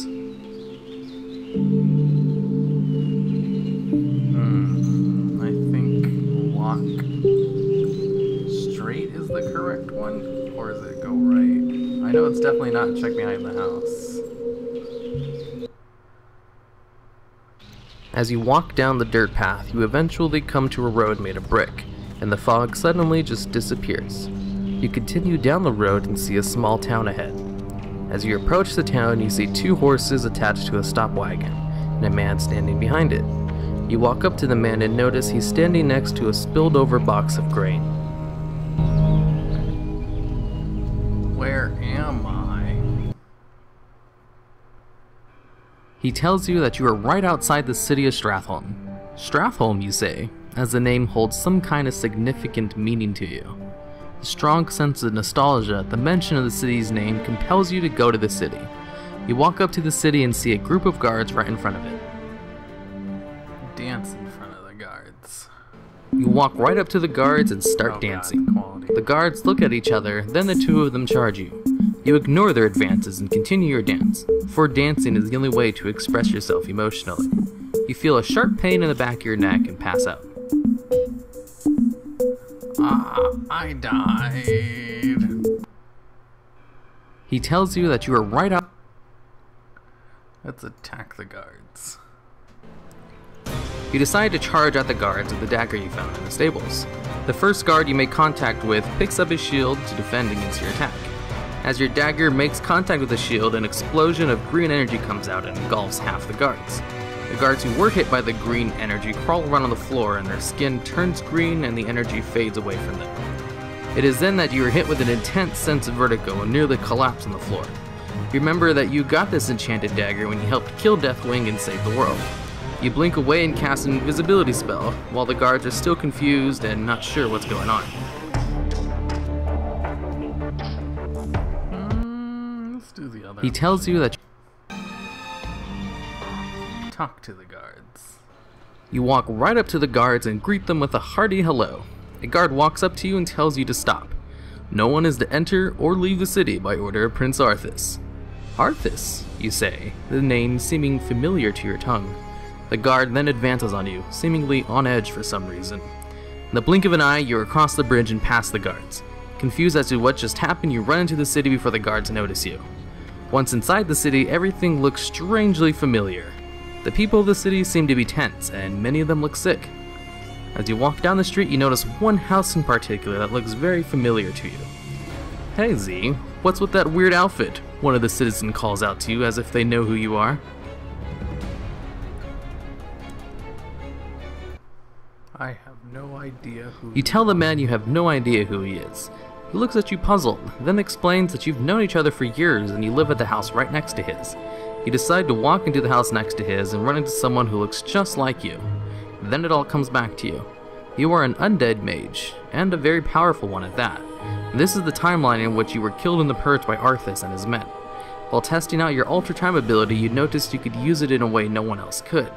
You then met up with members of the Bronze Dragonflight on the Timeless Isle to test your theories with theirs. With that knowledge, you decided to come back to the point in which you were killed to get your revenge on Arthas, since he was already killed by the time you became a mage and helped kill Deathwing. With your memories restored, you walk up to the entrance of the city to find Arthas has just gotten started with his purge. You summon your water elemental to flash freeze Arthas and all of his men in one place. Then summon a blizzard of ice shards to tear them to pieces while they can't move. Click here to view the ending. With Arthas dead, you set out to kill everyone that might cause you problems down the road. You hunt down Illidan and kill him before he becomes too strong. Then you head out to Northrend and get the Lich King armor for yourself. With the power of the armor, you kill Deathwing while he's still asleep underground. After the death of Deathwing, you start hearing whispers. Whispers in your head that offer you power. Even more power than you could possibly dream of. A few years later, you go crazy from the whispers and become a pawn for the old gods. The end, you crazy person. There's a couple of different endings. That wasn't so bad. I remember I really liked that video. MS Paint drawings and everything. You have to make another video like these as a joke with the old intro. I never had an intro. What are you talking about? Ooh, this is deep. Ooh, well, at least that one didn't make me cringe like War Crimes. I'm cringing out my ass at this point. I remember liking it a lot more back then, but I don't think it's that bad. I'm kind of hungry now. Oh look, it's my old channel trailer. I had this one up for years.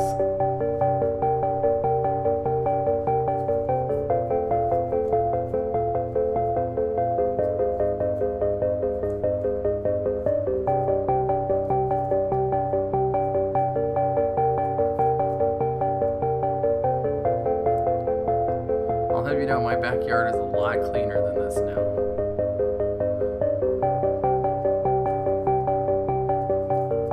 And also the dogs are inside dogs now.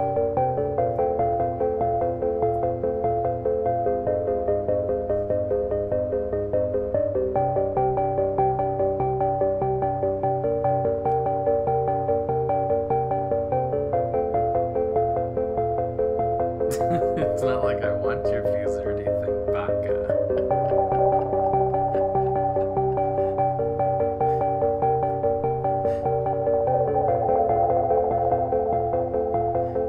Is Lucky okay after he got attacked by the street dog? Yeah, he's fine. He's just old now.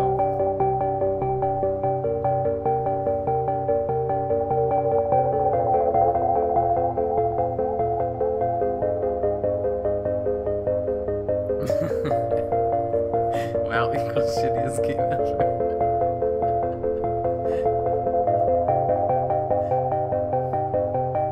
That was back when Call of Duty was the hotness.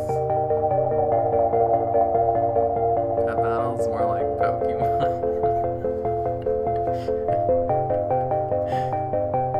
These are just ripped off Kung Fu Panda.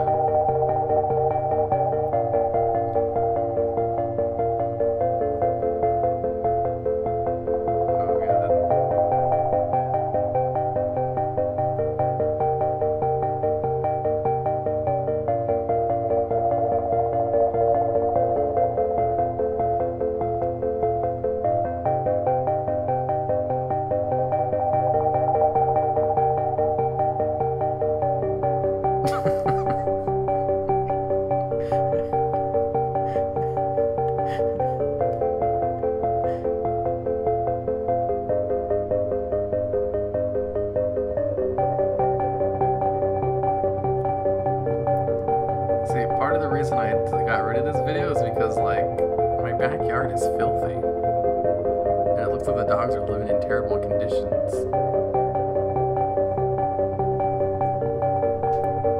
I had it up for so long.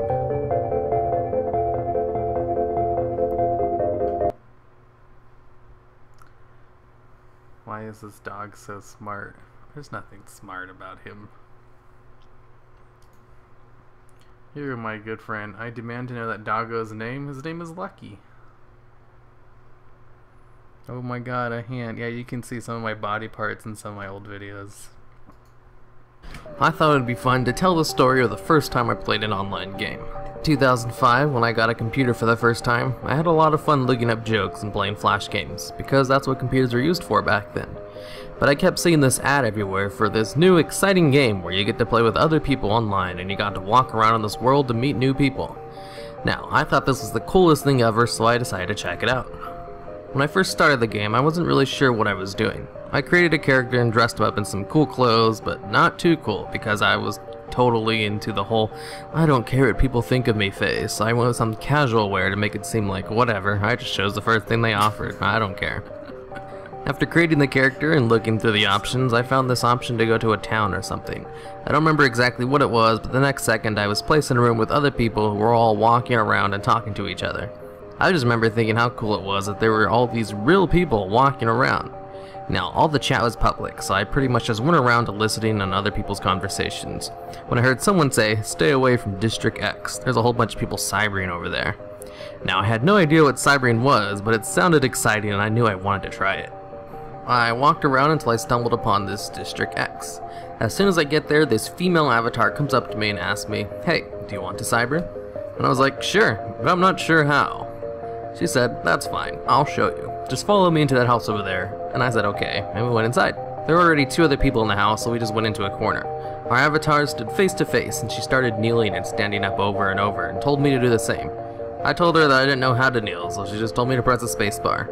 So we're kneeling in front of each other over and over when she starts typing out, oh yeah, oh baby. So I immediately stopped the kneeling dance, and it finally hit me what cybering meant.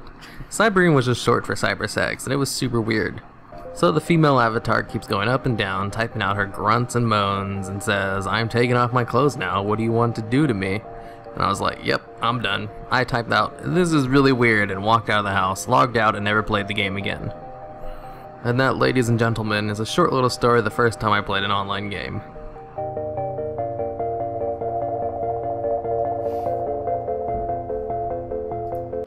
You know, neat video and everything. Animated storytell thing.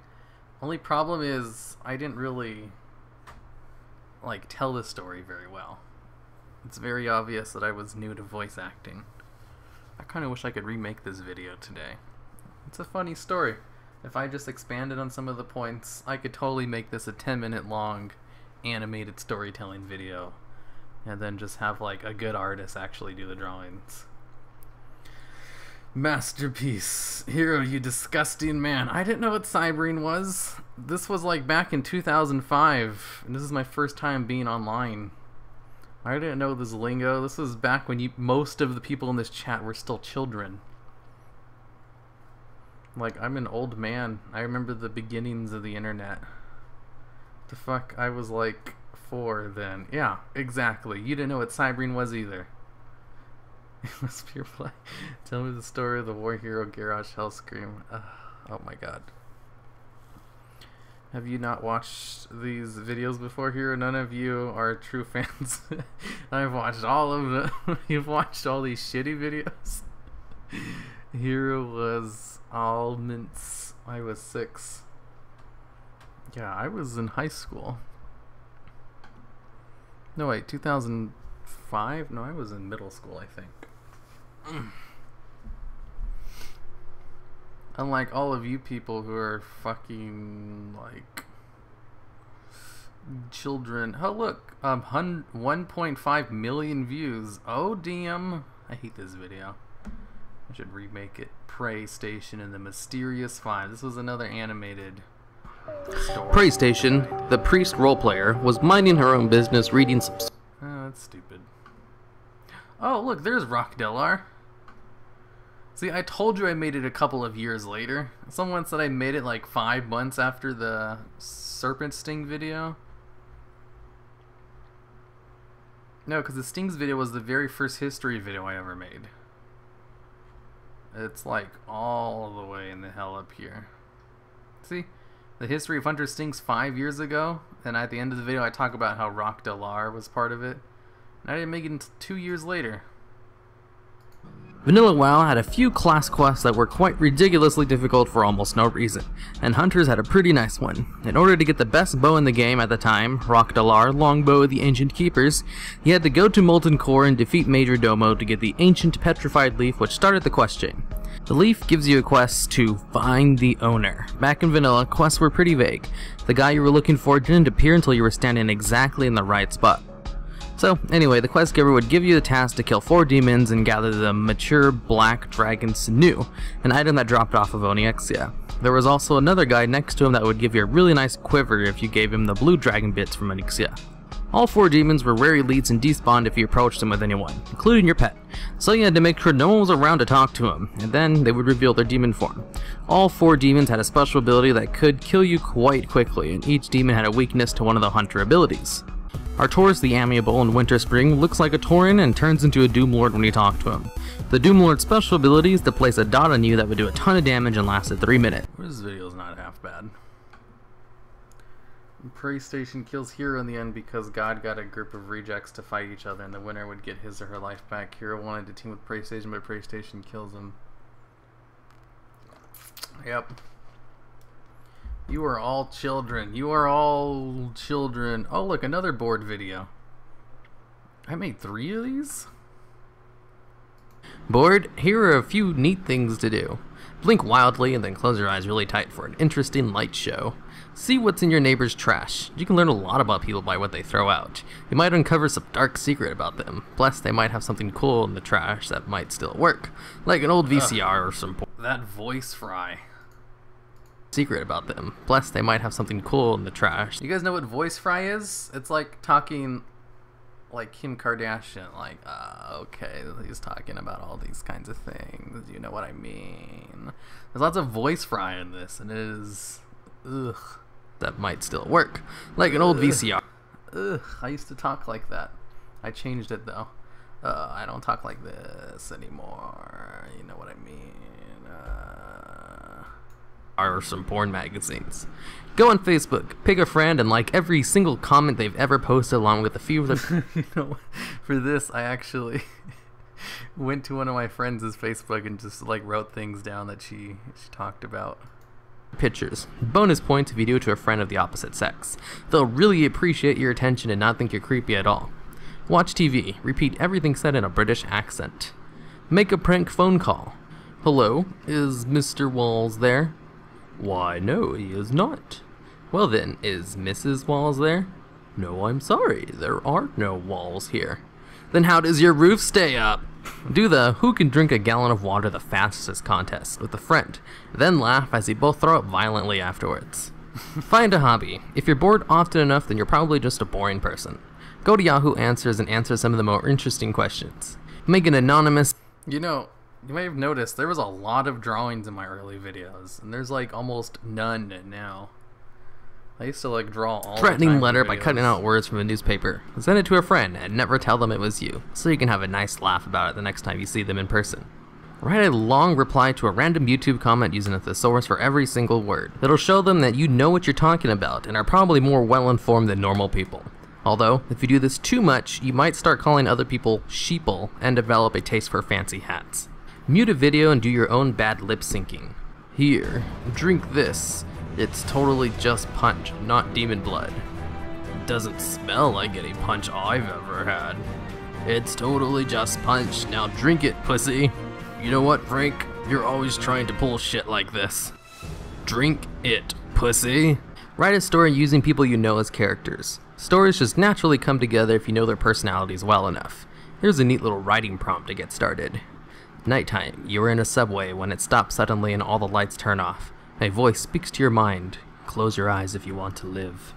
Google yourself or your usernames. It's fun to see your internet footprint. I personally like to Google old friends and see where they're living now, who they're dating, what the guy is like, where he works, how old is he, what he's into, why does she like him more than me, funny stuff like that.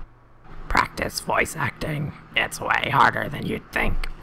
Think about what you put in a letter if you send it back in time. Like, let's say 8 years, 5 months, 3 days ago, with a little note saying something like, don't talk to Amy, she'll ruin your life, or like lottery numbers and shit. Go out and walk your imaginary dog, play fetch with him in the park and try to catch him when he runs off. You totally won't look like a weirdo. Pretend to be a robot. Then think of the implications that a humanoid robot with realistic human emotions and a conscious thought would have on the world at large and the social and economic benefits. No longer would companies have to hire cheap labor, and wars would all be fought with these mass-produced, thinking, trainable robots. But then if these robots do in fact think and have emotions, why would they not have the same rights as a normal person? Does the abstract concept of thought separate us from the animals? Or, because we can't physically prove that thoughts exist, would we be able to subjugate these robots under our control? And you could also, like, move stiffly while making bebop noises. Beep, bop, bop.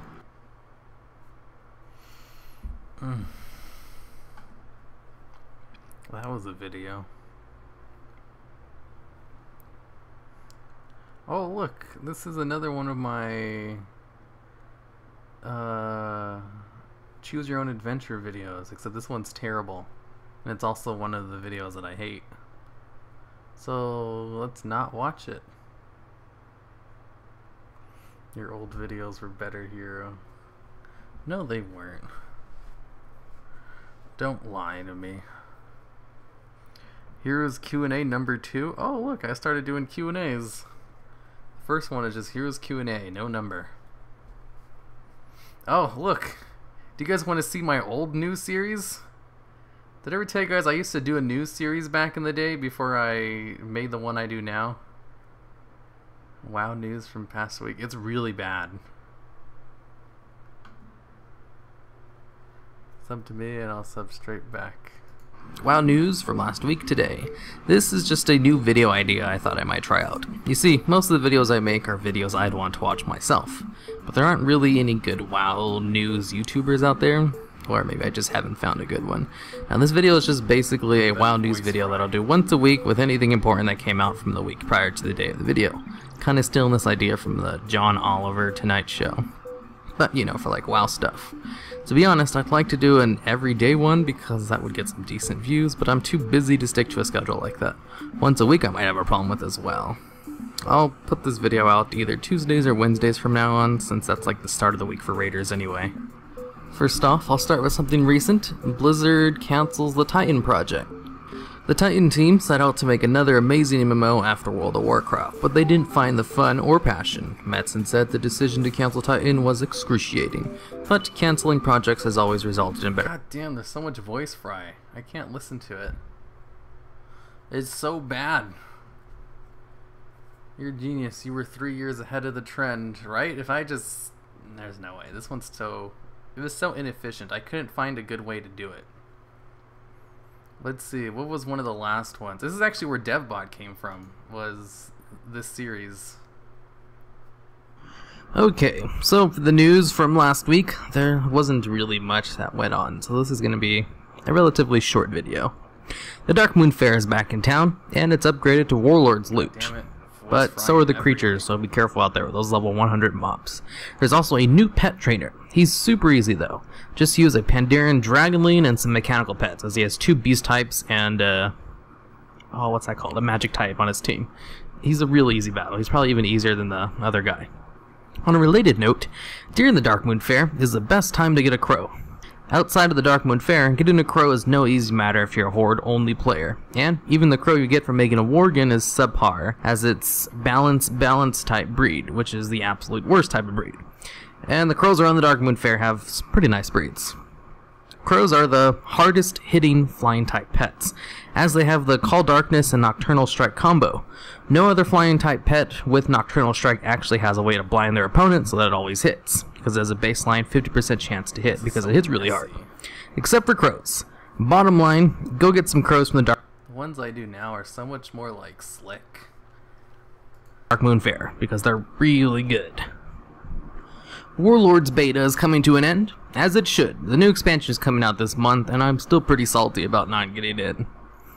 Okay, since news was light this week, that was really it. I'm just gonna go straight into the DevBot and read some blue posts and tweets. Look, it's the DevBot.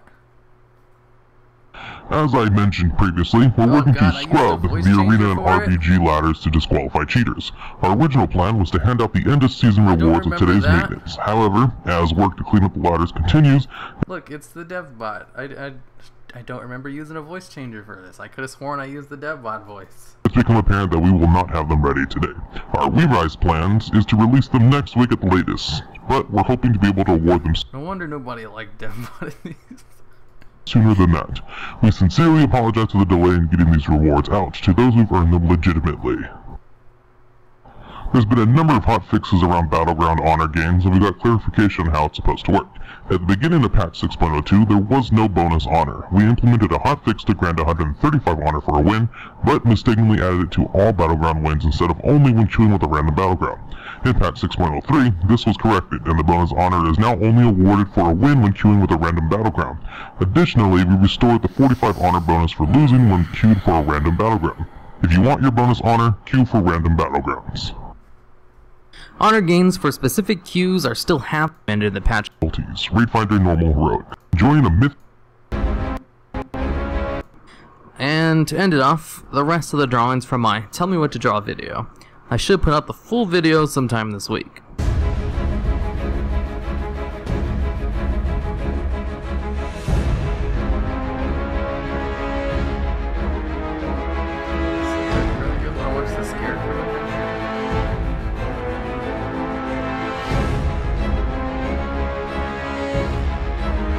Yeah, but this is what DevBot was from. I originally made him for this to read the dev stuff, and it's really bad. The mysterious voice and interdimensional transportation. It's nighttime, and you're on an evening stroll through the back alleys of Therum. I taught myself how to use a 3D model program for this video, so it took a really long time to make. Recently, and I'll let you know I never actually used the program again. The Horde has been making advances towards the city, but Jaina seems to have a handle on things. After all, we've been living pretty close to their capital for years, and have a pretty good relationship with Thrall. I'm sure Successor will be just as reasonable as he was. Close your eyes if you want to live. You hear, as a blinding light comes from the city, you close your eyes immediately and hear a loud crash, and you can feel your body shaking violently. When you try to open your eyes again, it's dark, and you wonder if you really opened your eyes at all. As you start walking, you notice the ground feels a little off. One thing's for sure, you're no longer walking on the stone roads. After a little more walking, you find yourself in the middle of a dark cornfield, which is kinda weird considering there isn't a farm anywhere near the city. As you walk into a small little clearing, you see what looks like a man hunched over a dead bird. There is straw coming out of his sleeves and his pants, but you can't quite see his face under his hunched shoulders. You stop walking to see if he's noticed you or not when he stands up and stares right at you. I didn't think I'd see anyone in here, the creature said as he stood up. He was very tall, at least 7 feet, closer to 8 feet high. He had very skinny arms and legs. Where his face was supposed to be was a burlap sack with a smiley face drawn on it. This guy... I'll have you know, I was really proud of this video at one point. Was obviously some kind of creep, and I knew I had to get the fuck out of there as soon as possible, but I wasn't really sure where I was at. Yeah, I was kind of just out walking when a voice told me to close my eyes, and now I'm here. Do you know where this place is? As I said that, the thing walked over to me and stood right in front of me, his tall demeanor towering over my small frame. Well, you're definitely not Theramore anymore. Would you like to be my friend? He said, while tilting his head to one side, as one might do while asking a question.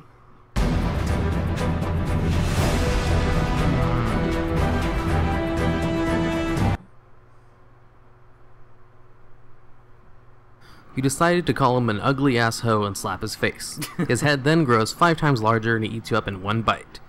I'm not really sure what you were thinking. It's nighttime, At least and the your deaths are funny.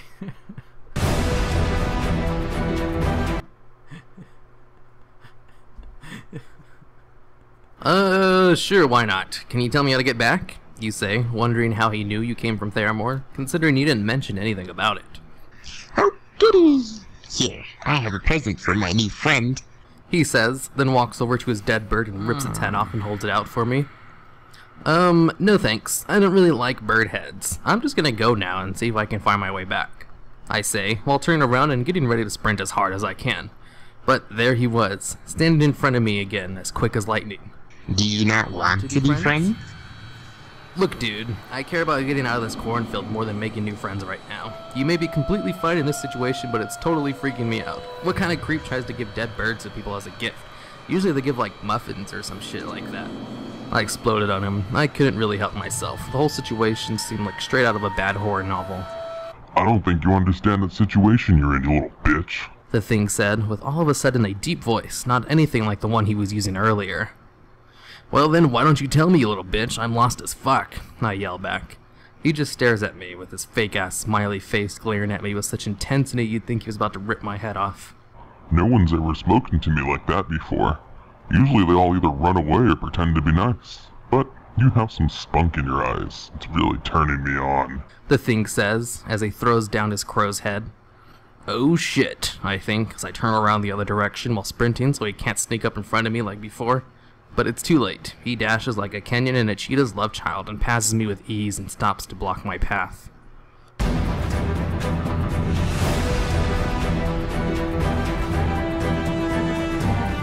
try to jump over him. I'm gonna jump him, I think, as I push off the floor to try and clear this guy who is 2 times my size.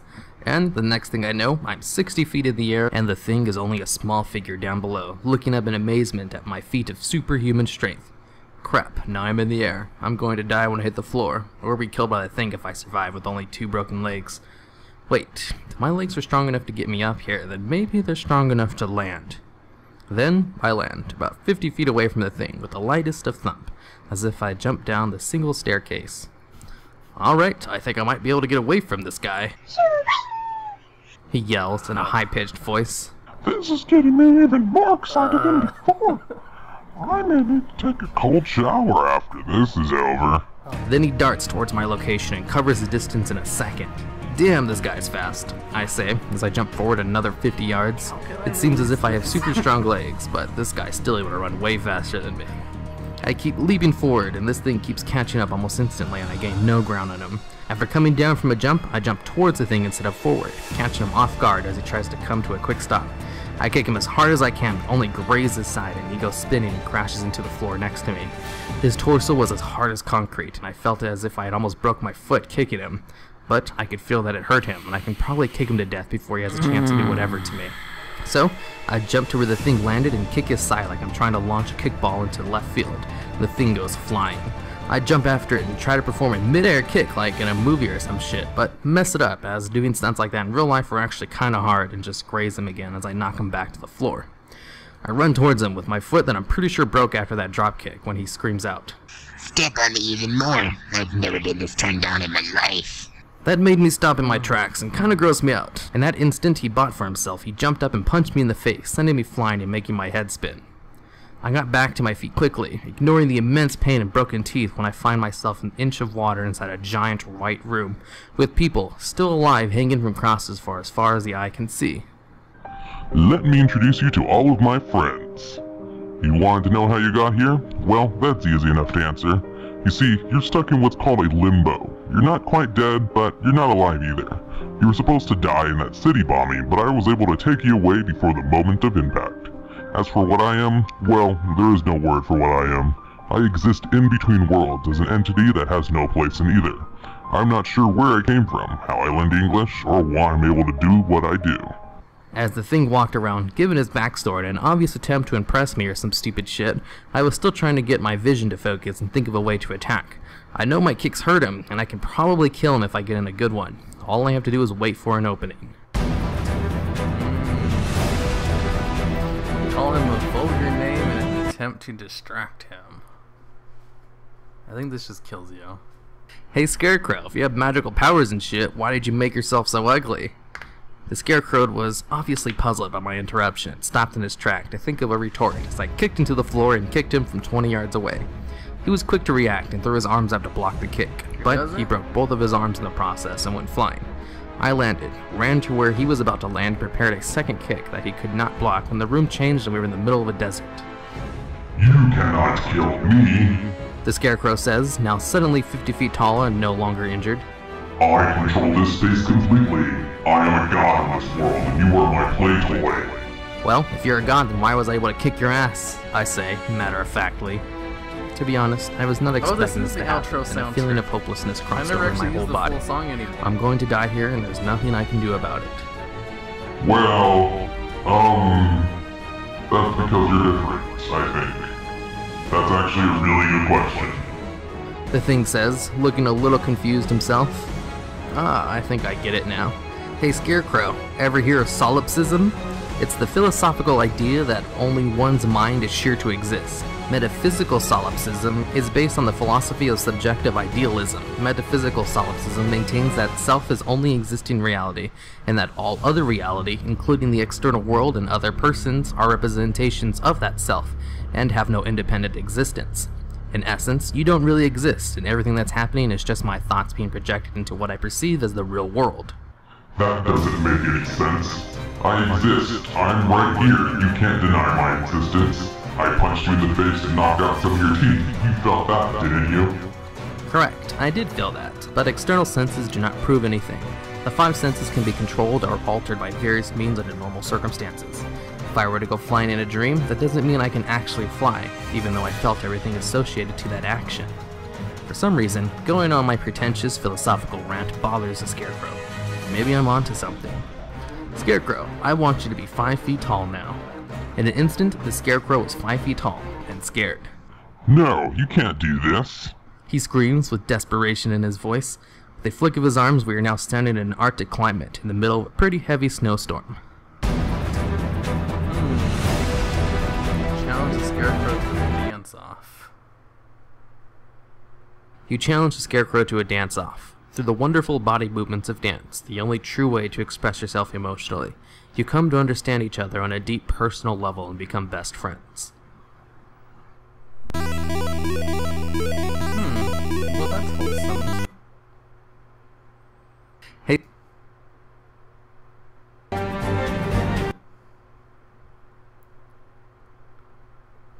This is a little cold. I'd rather stand on the surface of the sun, I say, and in the next instant we are standing on the sun. I'm completely unfazed by the heat, but the Scarecrow's on fire now, screaming. He waves his arms, and we're back in the white room with all the crosses. He rolls around in the inch of water on the floor to put himself out and laughs. Just because you figured out the secret to this dimension doesn't mean you can escape or even beat me. I'm able to do everything you do, but better. He says, as he materializes a gun out of thin air and fires a shot at me. No, I think we're done here, I say, when the bullet stops in midair. I'm going to make a bomb now, one so big that it destroys space and time itself. You can't stop anything I make, only control things in here as well as I can. If you could just think me out of existence, but you can't. I can affect you, however, and I'd like it if you stopped moving around so much. It's then that the Scarecrow stops moving and just stares at me as a white orb as big as the planet appears above the room. You'll kill us both, he says. I actually don't really mind dying, I say, as I set off the bomb. I then wake up in a mangled body with a large piece of stone on top of where my legs used to be. I guess that's why I had really strong legs, I say, as I go back to sleep and wait to be rescued.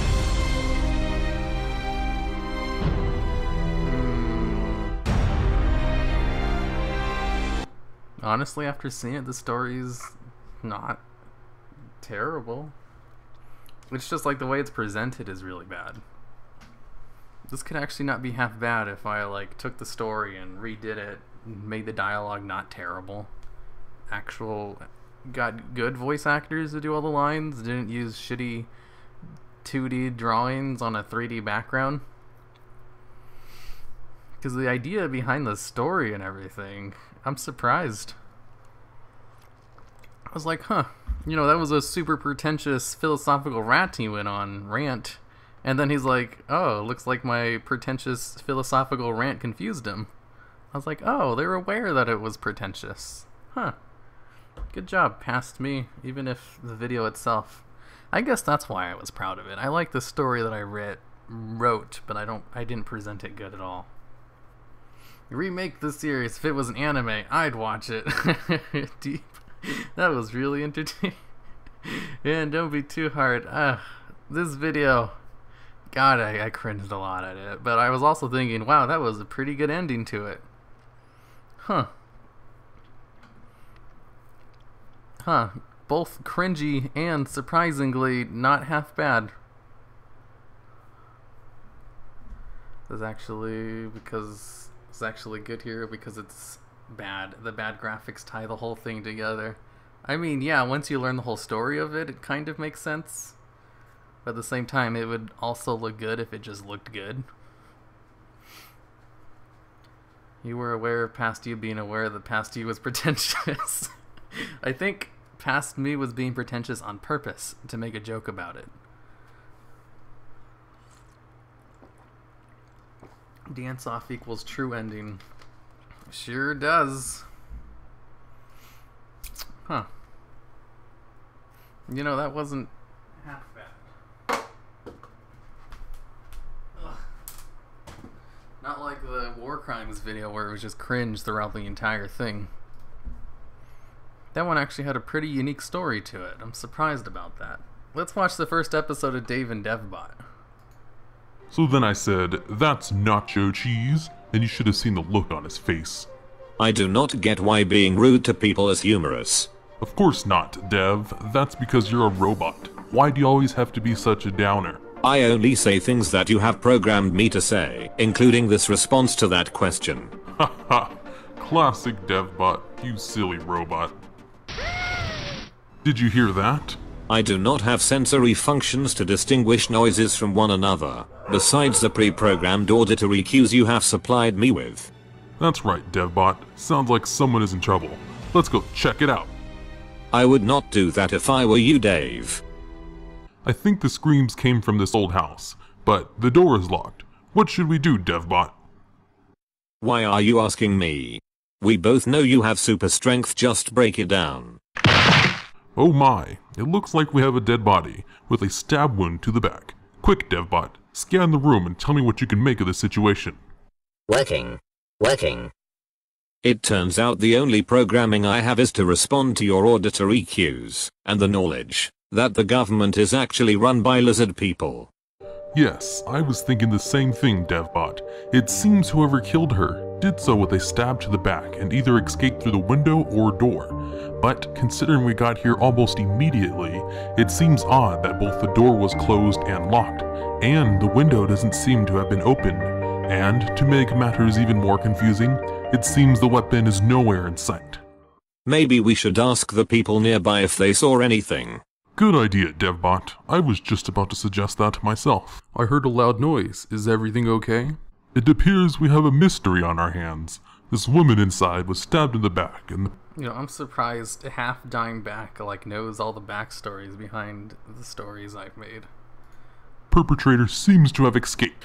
Oh my god. You have blood on your sword. I'm going to go contact the Stormwind Guard. Oops, looks like I forgot to wipe that off. Why did you kill that girl, Dave? Haha, crazy DevBot. You and your silly jokes. We should probably see if there are any more witnesses. You go off in that direction and I'll go check in the opposite direction. I'm still not quite used to being an agent of the Black Prince. I guess there's a reason most of them are rogues. Jet fuel can't melt steel beams, Dave.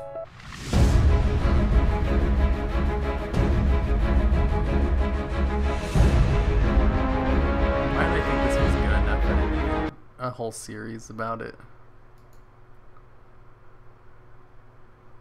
Remember, episode 2 They're right over this hill, DevBot. Boy, I sure am nervous about this baking competition. It's not a baking competition.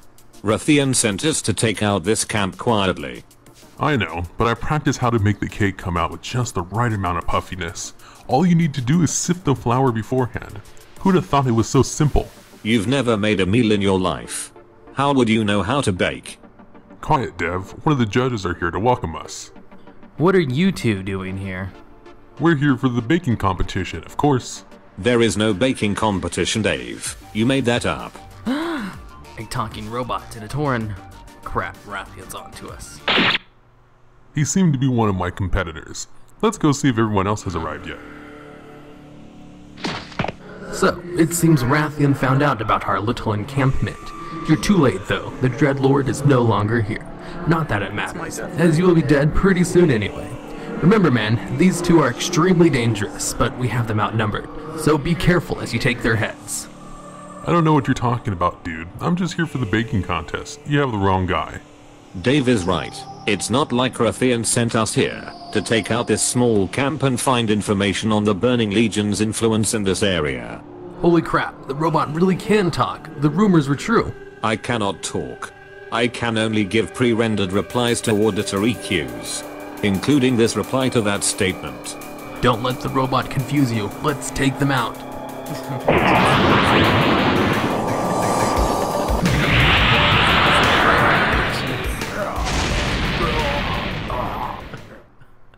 Darn, it looks like we just missed the competition. I knew we shouldn't have stopped to recharge your batteries. We didn't stop, Dave. We flew straight here from the hideout. Dev, you and your racist jokes. I didn't tell a joke. You just ignore me and say random things. You're right, I probably would have won anyway. The Illuminati control the media. Wake up, sheeple.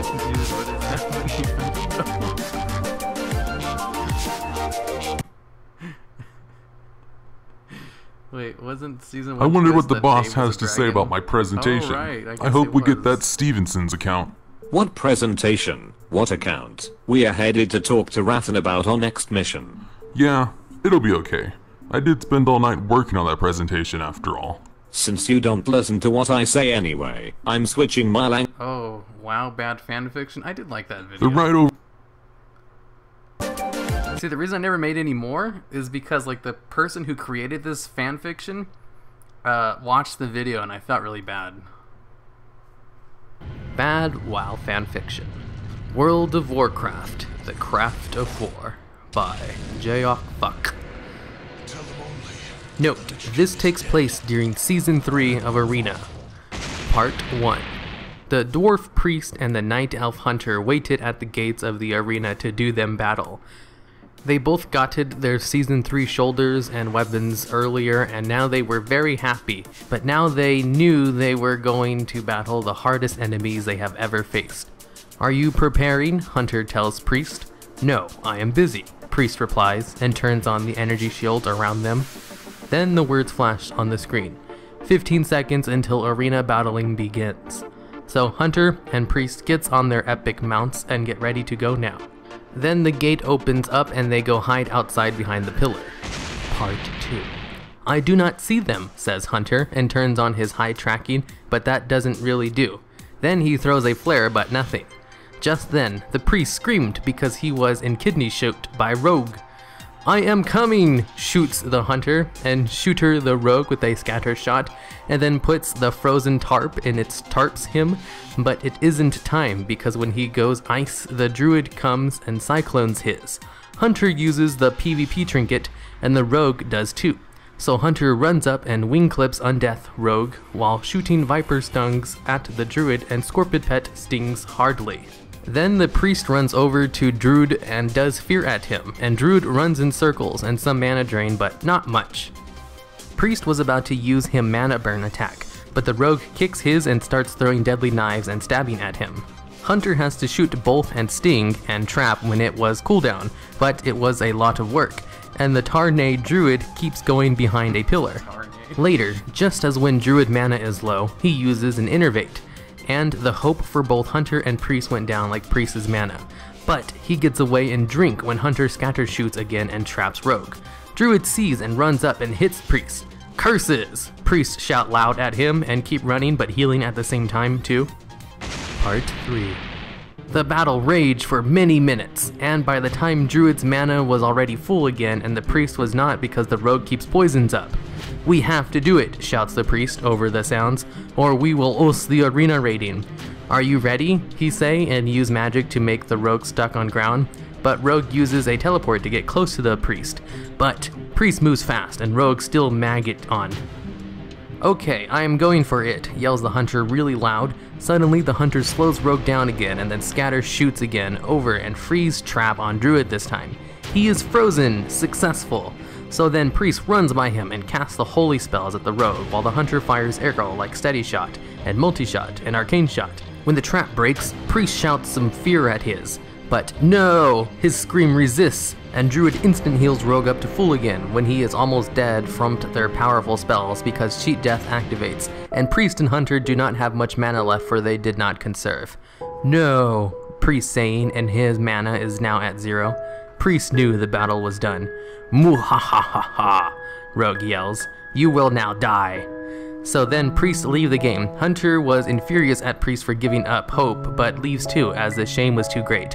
But when Hunter got back to Shattrath City, Priest was already logged off. Hunter cries later because he never saw Priest again. Based on a true story. I hope you enjoyed that little video.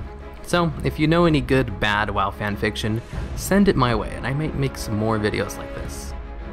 Nope, never made any more. The guy who made that one found the video and I felt bad.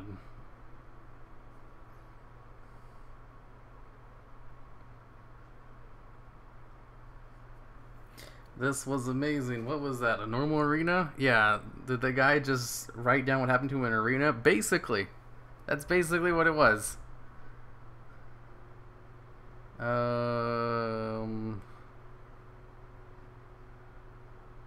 Got it. I know the person who wrote the thing found the video. It was somewhere down there. What was I watching before that? Ooh, Legend of... Nah, that one's not good. I want to really remake this video, because I love this question.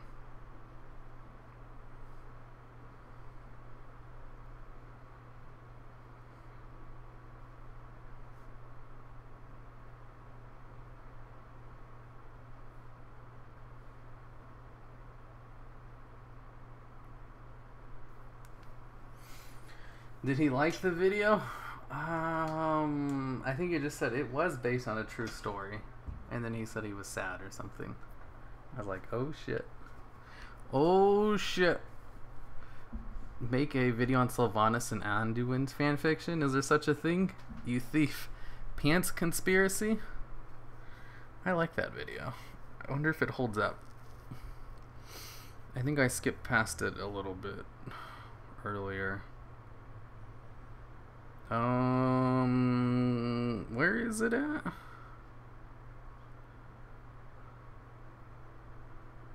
Let me just type in pants, I guess. Pants, pants, pants, pants. Where's pants? It should be on screen.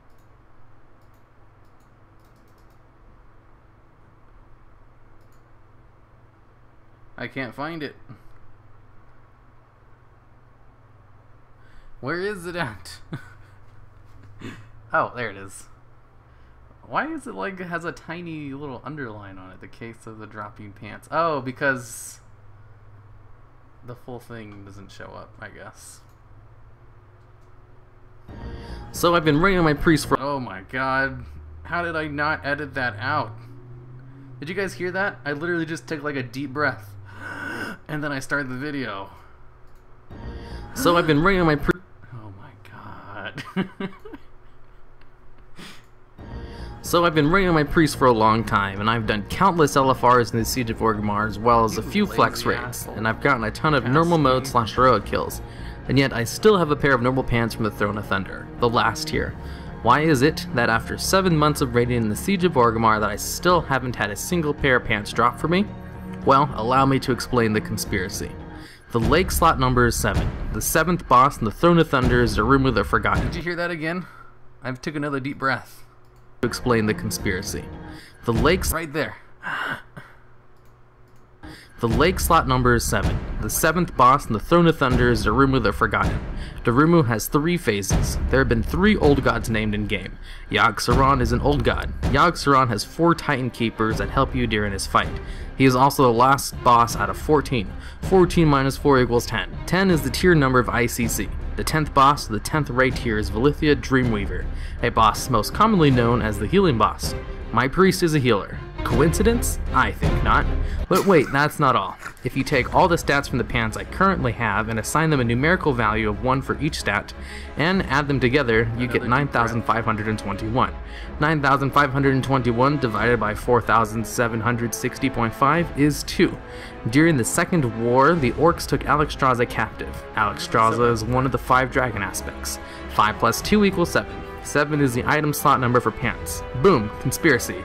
But wait, there's more.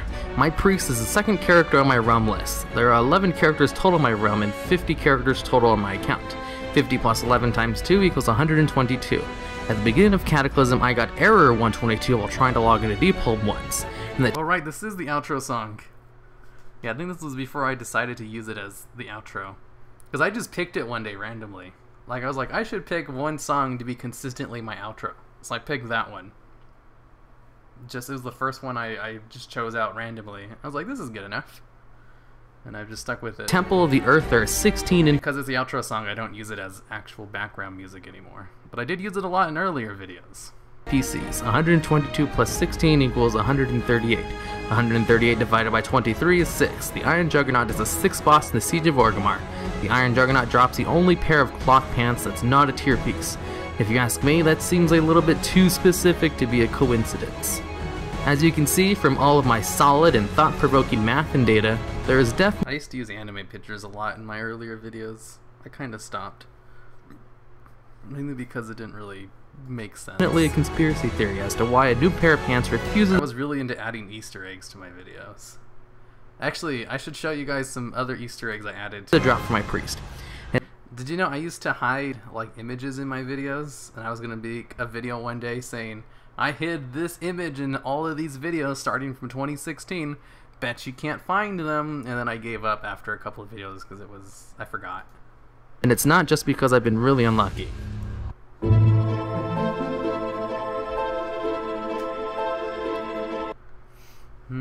That's it?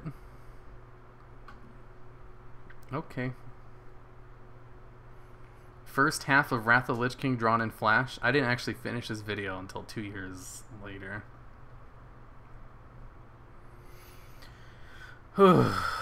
What other video should I watch? Show us the Easter eggs? I don't remember. It was from 2016, so I gotta find a video from 2016 and then I can show you an Easter egg. If I can remember it. Something from 2016. Oh, now you're starting to see some of my Patreon only videos. Top 10 easiest raid bosses. Dave and Devbot go to the moon. Oh, this one's so disappointing. This was my favorite script that I wrote, but I had hired an editor to work on it, and this was like the first video he ever made, so it doesn't look very good. Devbot, we're going to the moon today to play Alien Hunters. Don't you think we should report in first, you know, about our last mission? And how are we supposed to get to the moon? Oh, I built a rocket ship. How did you build a rocket ship? You think if I could build a sentient robot, I wouldn't be able to build something as simple as a rocket ship? It's not like it's rocket science. Actually, it is. Oh, you're right. I'm pretty clever, aren't I, Dev? Also, I'm not sentient. I just give pre-rendered replies to audio. Yeah, no one cares about how you charge your batteries. Actually, I don't run on batteries. Which moon does Elune live on? The white one, I think. But according to Astronomist, the white moon is supposed to be very far away and quite big. It would be easier to go to the smaller blue one as it's way closer. Don't worry, this spaceship can move at light speed. Light speed travel is not possible. How did you do that? Okay, Devbot, you play the scouting drone and I'll play Matthew McConaughey. Also, how are you able to breathe normally in space? Love transcends space and time. It's the only thing that can travel through the fourth dimension. I don't know why I expected to get an answer out of you. Greetings, humanoid creatures. It's been ages since I've had anyone visit me here. Oh hey, are you a loon? Yes, that is what they call me back on Azeroth. I thought you would be a night elf. Also, I'm not a humanoid. Well, the first humanoids to make contact with me were night elves. I almost forgot. This was a joke. The fact that Elune was a Naru. That was like a really prevalent WoW theory back in the day. That Elune was actually a Naru, because in one of the books, Velen basically told the Night Elves that Elune was probably a Naru, and they got pissed at him. Also, the person who voices this was friends with me for a bit, and then I said something mean about her in one of my Q&As, and she stopped talking to me. So, it's only natural to assume that they would consider me one of them since it was so long ago. Hey, if we kill you, would we gain your power and have the ability to go back in time and move dust around my daughter's room? I'm afraid that it doesn't work that way. Also, I think you find it quite hard to kill me seeing as I'm an Eternal. Dave, I'm pretty sure she is the source of all the light magic on Azeroth. If we kill her, nearly every race that relies on light would be powerless. This is strange. I sense no ill will from either of you life forms, yet you talk about killing me so casually in my presence. I'm not a life form, and it irritates me that you keep calling me one. Tars, go assault mode and take her out. Affirmative. Wow, what a fight, Tars. And with the knowledge I absorbed from her when she died, I think I can help the doctor solve his theory of gravity. Murph would be so happy. Why do you keep calling me Tars? Haha. Okay, Tars, turn down your humor settings to 50%. I don't have a humor setting. Sure you do. You're always going on about your bogus conspiracy theories. Jet fuel really can't melt steel beams. Look it up. It's basic science. And what about the lizard people? You'd be foolish to think they don't run all world governments.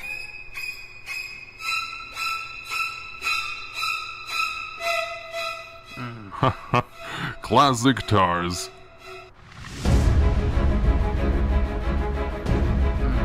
Watch the previous video.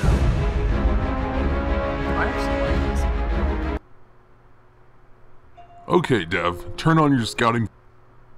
What did you say about her? Basically, her comment, like, in the video from the previous Q&A was, why am I so awesome? And I went on a rant about how girls will sometimes say that about themselves. It's like, why do they say that? And I just went off on a whole bunch of things about it. None of them were very nice, so it's understandable. Sorry for the shitty typing. Is this Nixium's video from last week? Not sure if you watched already, but there was a video about which expansion was worst, and you just kind of slobber over dude's abs. It's kind of gay. Oh, I remember that one. That one's called the best expansion, or was it the worst? Worst. Which expansion was the worst expansion ever? This is it. Which WoW expansion was the worst one ever? How to tackle this difficult question, considering most people think they were all bad. Except Vanilla, of course, because Vanilla was the best. It's because of this video that people keep asking me if I'm gay or not. Unless you start playing BC, and I don't really understand why. This is the most straight video I've ever made. Because everyone knows BC was when the game was at its peak. But, through my infinite knowledge and logical deductive skills, I will show you which expansion was indeed the worst. To start off, I decided to look up other people's opinions on this matter on the WoW forums and Reddit mostly. According to Pjan, the Pandaren monk, BC was the best. Can't argue with that logic, but I'm not looking for the best expansion, I'm looking for the worst. Vanilla sucked. It's like saying the Stone Age was greater than this age, / equals retarded nostalgia. I think the Rogue makes a valid point, but in another thread asking why Cataclysm was the worst expansion, someone else made another very interesting suggestion. 'Cause it was shite. That E at the end of the shit really drives home the state of mind behind the commentary. He was so distraught with the state of the game that it affected his mental state to the point that he would misspell such a common and identifiable insult on the internet, where spell check is so rampant. The fact that he saw his mistake, yet just didn't really care, drives home the psychological impact that Kata really had on his psyche. I don't think anyone else can top this comment. It just reveals so much and gives so much information. But for the sake of fairness, I'll read through a few more comments just to get a broader picture. Hello. I've been playing WoW since the Burning Crusade, and I'd say that Mist is the worst expansion and the worst period of the game. The fact that this Night Elf Druid starts off our complaint with an enthusiastic hello gives it all away. You can tell she's dying inside. Everything about her life is dark and dull. She's desperately seeking for light in her meaningless existence. In an attempt to somehow put some kind of spark into her life by any means necessary, she starts off her comment about why Mist was the worst expansion by a misleading, enthusiastic hello, only to get some sort of sick satisfaction by the contrary statements that follow said hi that go on to contradict the overall tone and mood of her message. I had no idea the impact Mist had on people. So it's come to the end of an expansion cycle, and a new expansion has been announced. Currently, we're in the hype stage, where everyone is getting excited and orgasming over every last scrap of data mined information and the like. But we all know what's coming. The day the expansion is released, everyone's going to say how much it sucks, and Pandora was better, and this fucking sucks. It happens every damn expansion, according to the player base. WoW is in a constant state of decline, and the current expansion is always terrible, but as soon as the next one comes out, it's retroactively a masterpiece. Come on guys, quit it. Well, this guy certainly makes a very valid point too.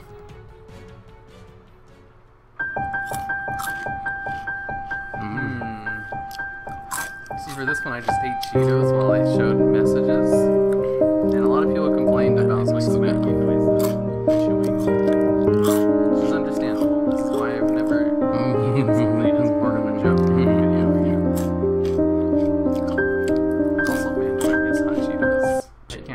see, my dogs are pretty good at getting into the garbage and eating poop. So if anyone were to know which expansion was crap, it would be the experts. But seeing as I can't really talk, I'll use representations as all the expansions and have them pick one. The Firefighter Man is Vanilla WoW. Hulk is BC. Ascended... This is when I was still experimenting with live action footage, but I eventually gave it up because I didn't have a good camera. And I didn't really feel like buying one just for stupid things like Super this. Saiyan Trunks is Wrath. Gigon is Kata. Stuffed Bear is Mist. And I'll even throw in this Green Goblin as Warlords. Come here, Lucky. Alright, Lucky. You're gonna pick this. Which expansion's the worst one? Go pick one.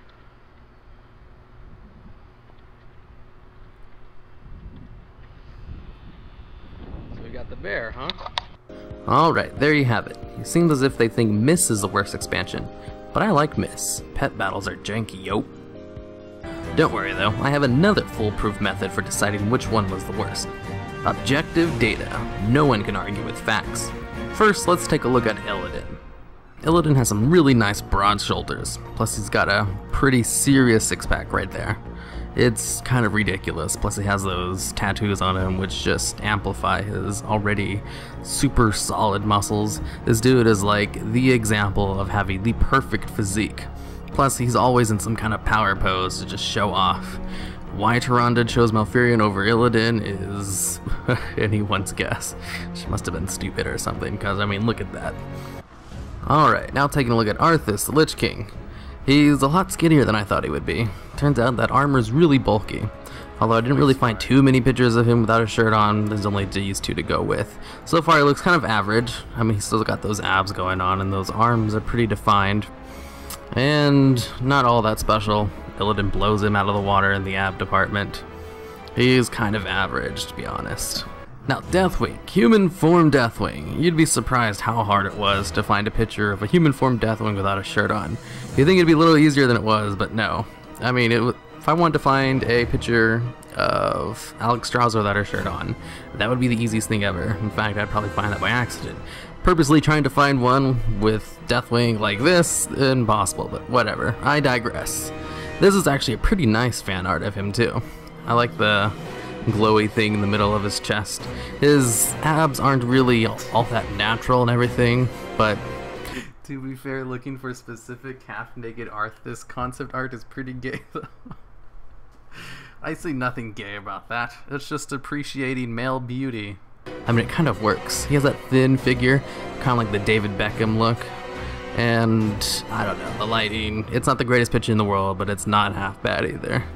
I would say just because of the stylistic choice of it, it beats out the Arthas fan art I found. But all in all, it's still nowhere near as good as Illidan. I mean, Illidan just... Alright, Garrosh. Garrosh goes around without a shirt on all the time, so this is easy as shit. This dude is built like a ox. He's huge. He's like... Look at that, there was a second of blankness. All the time, so this is easy as shit. This dude is built like a... Oh, I can't notice it anymore. Ox. He's huge. He's like if you took two Illidans and put them together and then painted his skin orange. Plus he's got the whole tattoos things going on, which really just amplify. Tattoos really just make your muscles look bigger. Although his belt is really big, so you can't really see his abs as well as you can with Illidan, who just goes with the straight off no shirt thing. But Garrosh is still a really nice, solid close second. Now, I had to leave out the Warlords of Draenor and the Vanilla WoW stuff because I couldn't really find anyone with good abs from either of them. Then again, Warlords of Draenor is still pretty new, there's no real bosses out, and Vanilla didn't really have the most iconic looking bosses when it came to the shirtless men department, so I'm going to have to give those two a pass. But the undeniable winner of which character has the best abs is Illidan Stormridge, with Garrosh being a really close second. I just abandoned the concept of the video halfway through. That was pretty funny. End boss of WoD? Sure, we can watch that one. You see, I have no idea why people kept asking me if I was gay after this video. It doesn't make any sense. While there is no official mention on who the last boss might be. That is the most heterosexual video you made? Exactly. All I did was compare abs to each other. What's gay about that? I'd like to know. B, I have deduced from lots of video evidence and doing copious amounts of cross-referencing that Blizzard has been dropping a lot of hints as to who exactly the last boss of Warlords of Draenor will be. And at the end of this video, you'll wonder why you never thought of it before, considering just how obvious it is. First off, what makes it tick?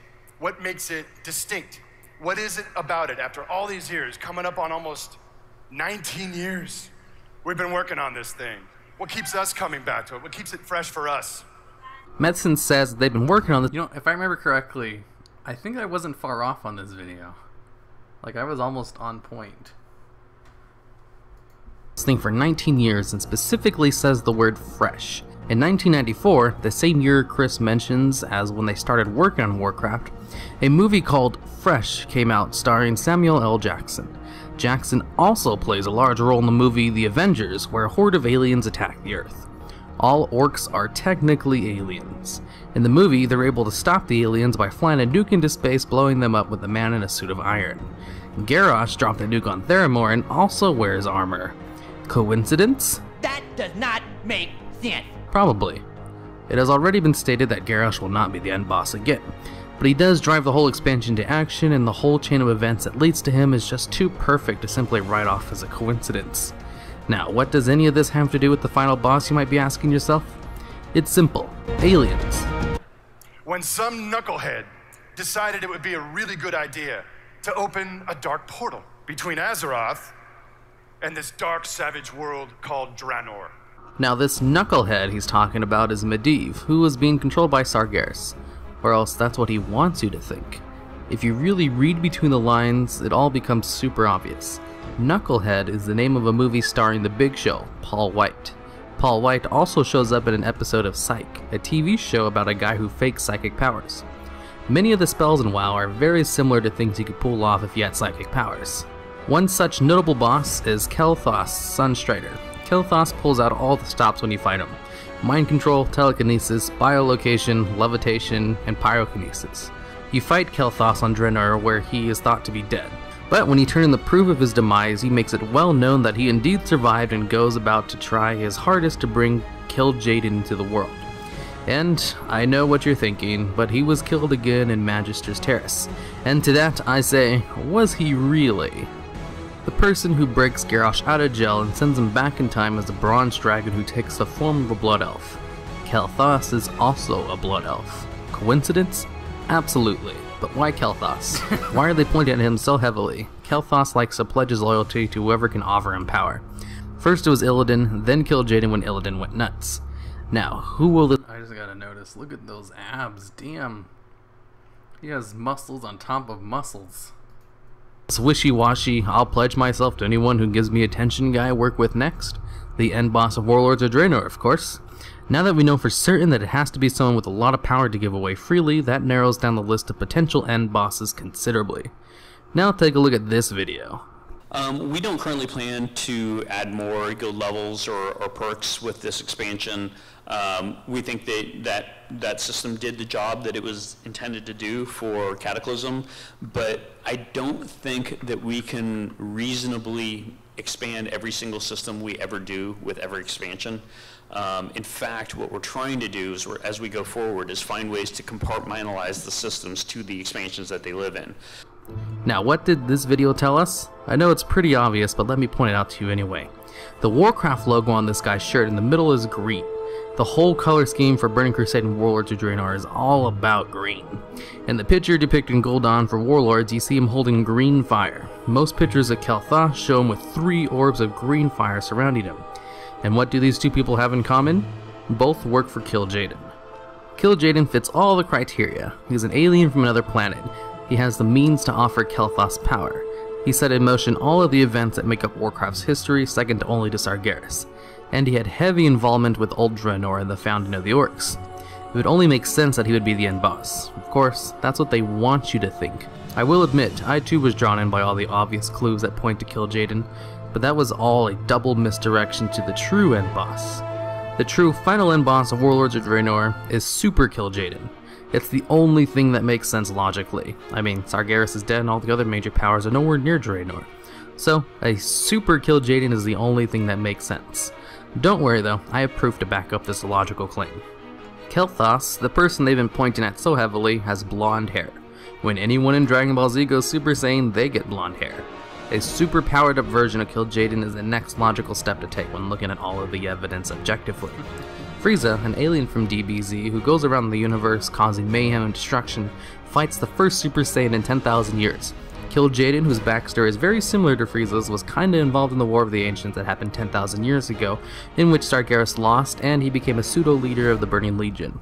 Goku goes Super Saiyan for the first time in chapter 317 of the manga entitled Life or Death, and in the episode numbered 95 of the anime, Transformed at Last. 317 minus 95 is 222. 222. The second raid boss of the second tier has two special abilities that increase the player's power significantly. The first is Essence of the Red, an ability that essentially gives you unlimited resources and makes you way more powerful than you were before. The second ability, called Burning Adrenaline, doubles your damage, doubles your attack speed, and makes all your spells instant cast. With both of these abilities, it's almost like becoming a super version of yourself. So, as you can see, from all my math and logical conclusions derived from obvious clues given out by Blizzard, the end boss of Warlords of Draenor will be Super Kil'jaeden.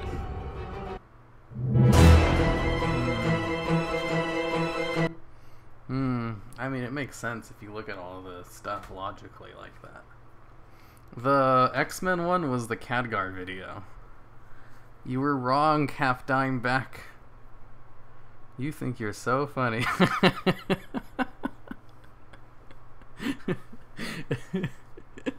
Top 10 creepy videos, what the heck? Everybody knows Super Kil'jaeden as Archimonde's nickname. Yeah, you see, the end boss ended up being Archimonde. And I predicted Kil'jaeden, so kinda close.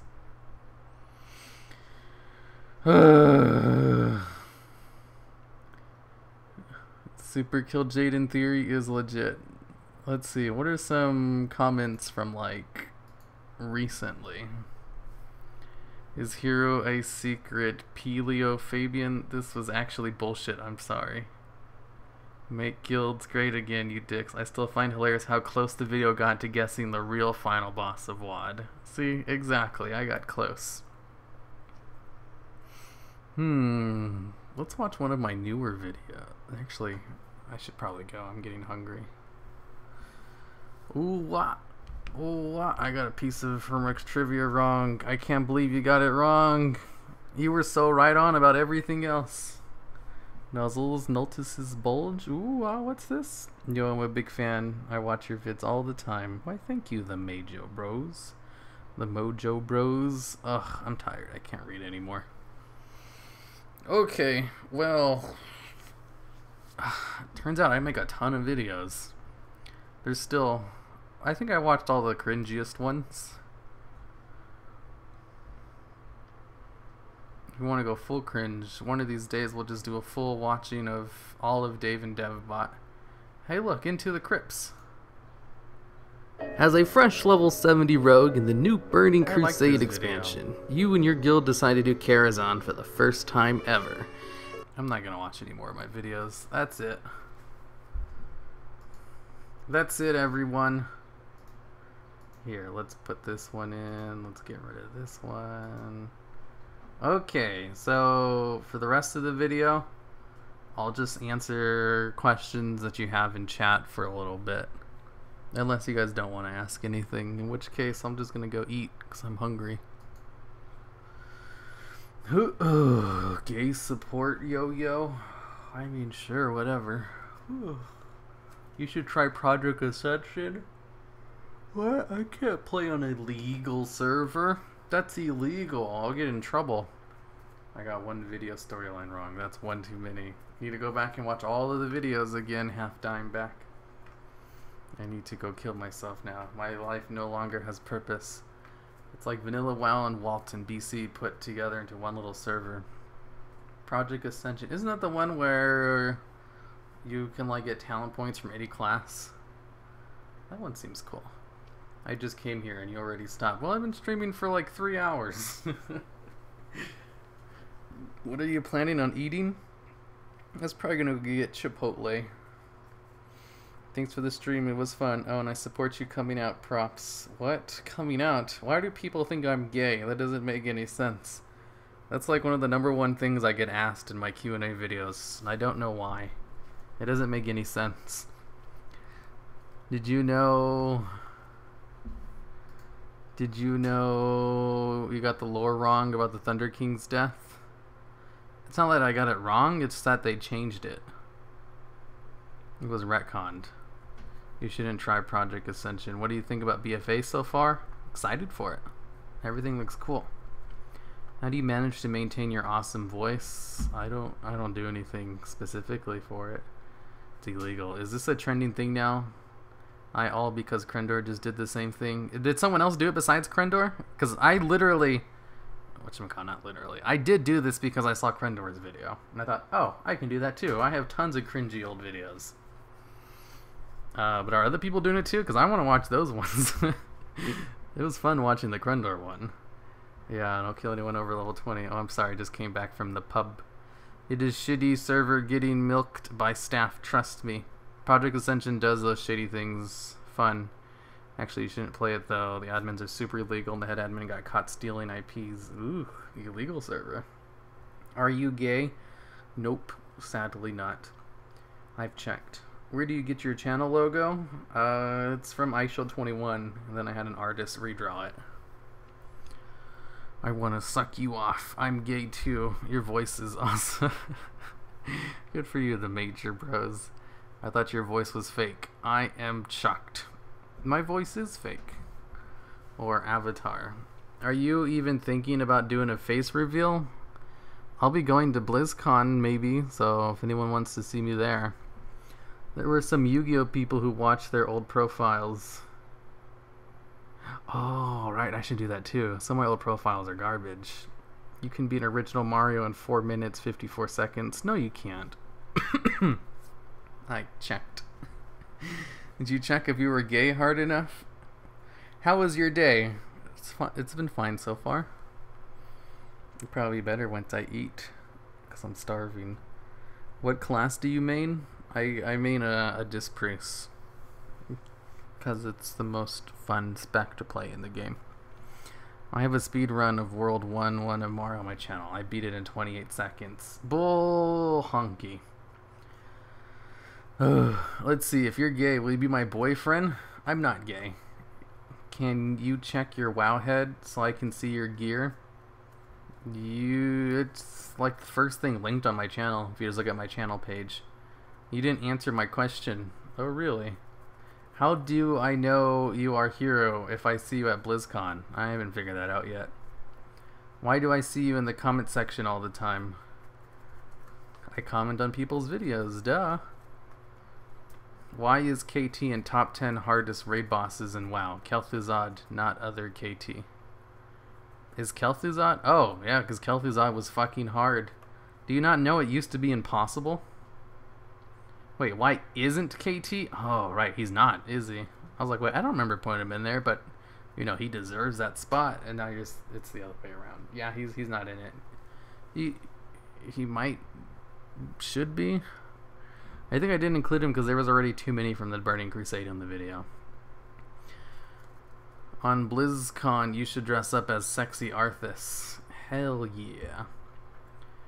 Did your avatar artwork? The person who does the Villains Corner drawings is the one who did the avatar artwork. What level do you rate at? Heroic. Once we clear everything on Heroic, we kind of just stop. At the end of the expansion anyway. Because before then, we could always just keep farming in for gear for the next raid. On a scale of 1 to 10, how much do you like anime? I'd probably say like a 9 out of 10. I'm not obsessed with it like I used to be, but I do like it a lot. And I watch it every day. Cthulhu was impossible. Wasn't KT just a super hard boss of a super hard raid that nobody was trying because TBC was already announced? Kel'Thuzad, you mean? Yeah, Kel'Thuzad, like, he was considered a hard boss, but, like, he was kind of hard to get to because 8 Horsemen was, I mean, the 4 Horsemen was also really hard. By the way, congrats on 140k. Why, thank you. I just kind of put that there just because that's not really a milestone you celebrate. I was just like, oh, I hit 140 this week. Might as well just put that in the video title. Maybe that'll make it seem like I have a good excuse to do a video where I just watch all my old videos. Max is also very, very long, just in general. That's true. I'm recently making a video on like the top 10 best raids, and I did a whole bunch of research on a whole bunch of them recently. I'm repeating myself. It's probably because I'm tired. And yeah, I put Nax on there, and for lots of reasons. 8 tank horsemen was a guild breaker, literally. Yes, it was. How many mounts do you have? Like 100 something? I'm not a very big mount collector. Do you have a girlfriend? Nope, I've never had one. I'm only 26 though, so I'm still young. Maybe one of these days. If you didn't play disc, what would you play? Probably another healer. I'm not really sure.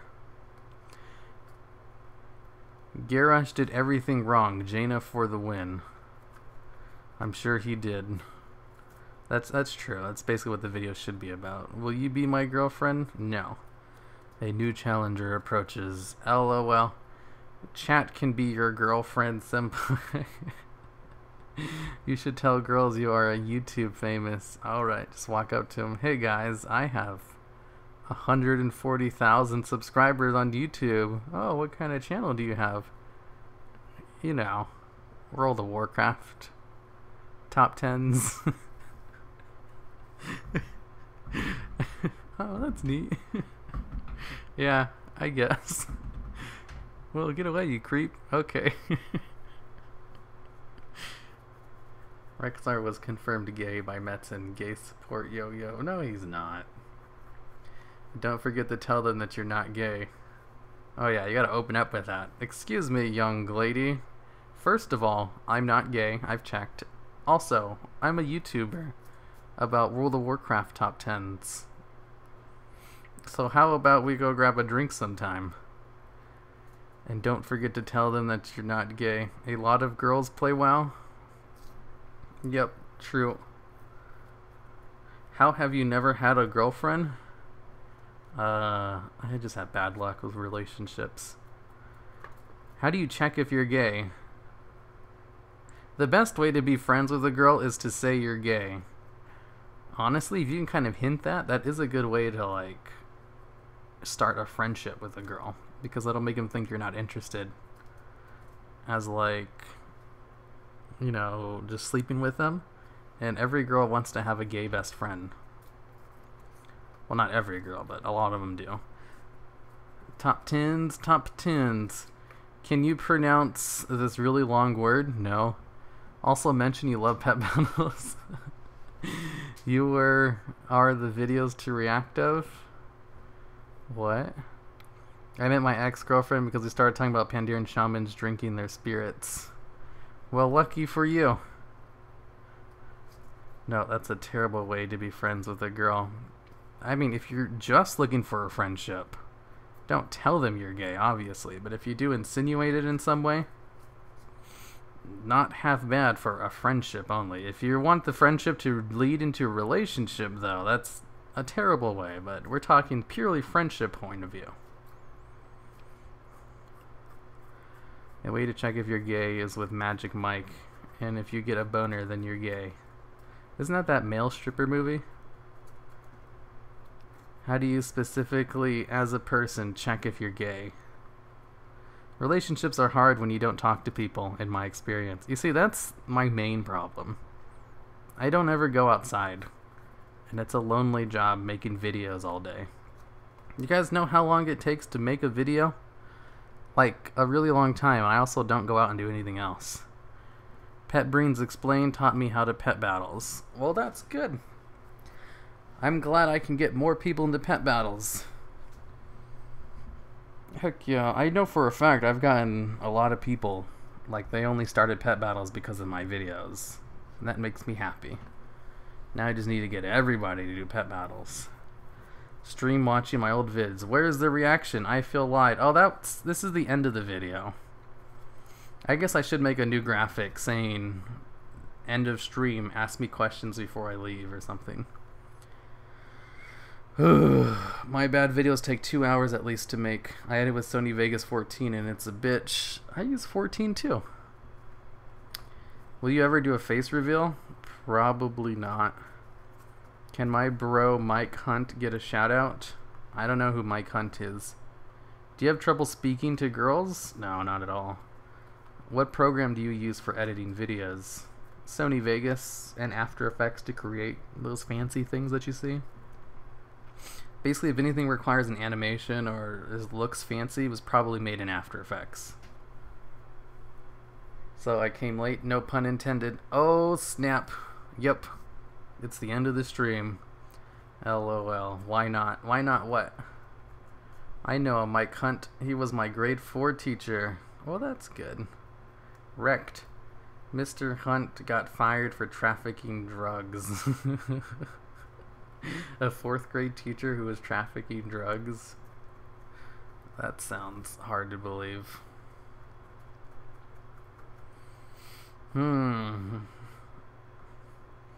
Well, if you guys are done with your questions, I think I can go off and eat now.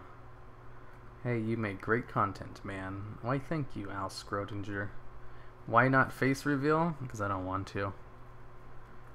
You don't know how many creepy comments I get. I mean, messages about people who look for my personal information. You gotta be careful about that kind of stuff when you're a public figure. Do you watch Mad Season show? I sure do. Any ideas for future videos? I have a huge list of them. You have any pets, IRL? Yeah, I have 2 dogs. They show up in some of my early videos. Hi, Hero. Can you say I love you, Axe? Because I love you. Keep up good work. You're the best nostalgia channel. That's what I aim for. I live in a town 1 hour from Detroit. Mike Hunt is Mike Hunt. I'm going to BlizzCon this year, so if you decide to meet fans, maybe I'll get to meet you. Yeah, maybe. I'll probably put out like a Twitter, like, I'm at BlizzCon, come meet me here if you want to have a small little meetup. Although I don't want to organize anything too fancy, because I'm afraid nobody will actually show up. Do you like pasta? No, not really. Wow, make fun of my last name. Scrotinger? Did I say it wrong? Do you enjoy drawing and had that changed that all over the years? Do you enjoy drawing and had that changed? I used to enjoy drawing and I never got good at it, so I stopped. That is weird. Public figure. Do you think Mad Season Show watches you? I think he watches some of my videos. He joined my Discord. I think he also backs me on Patreon.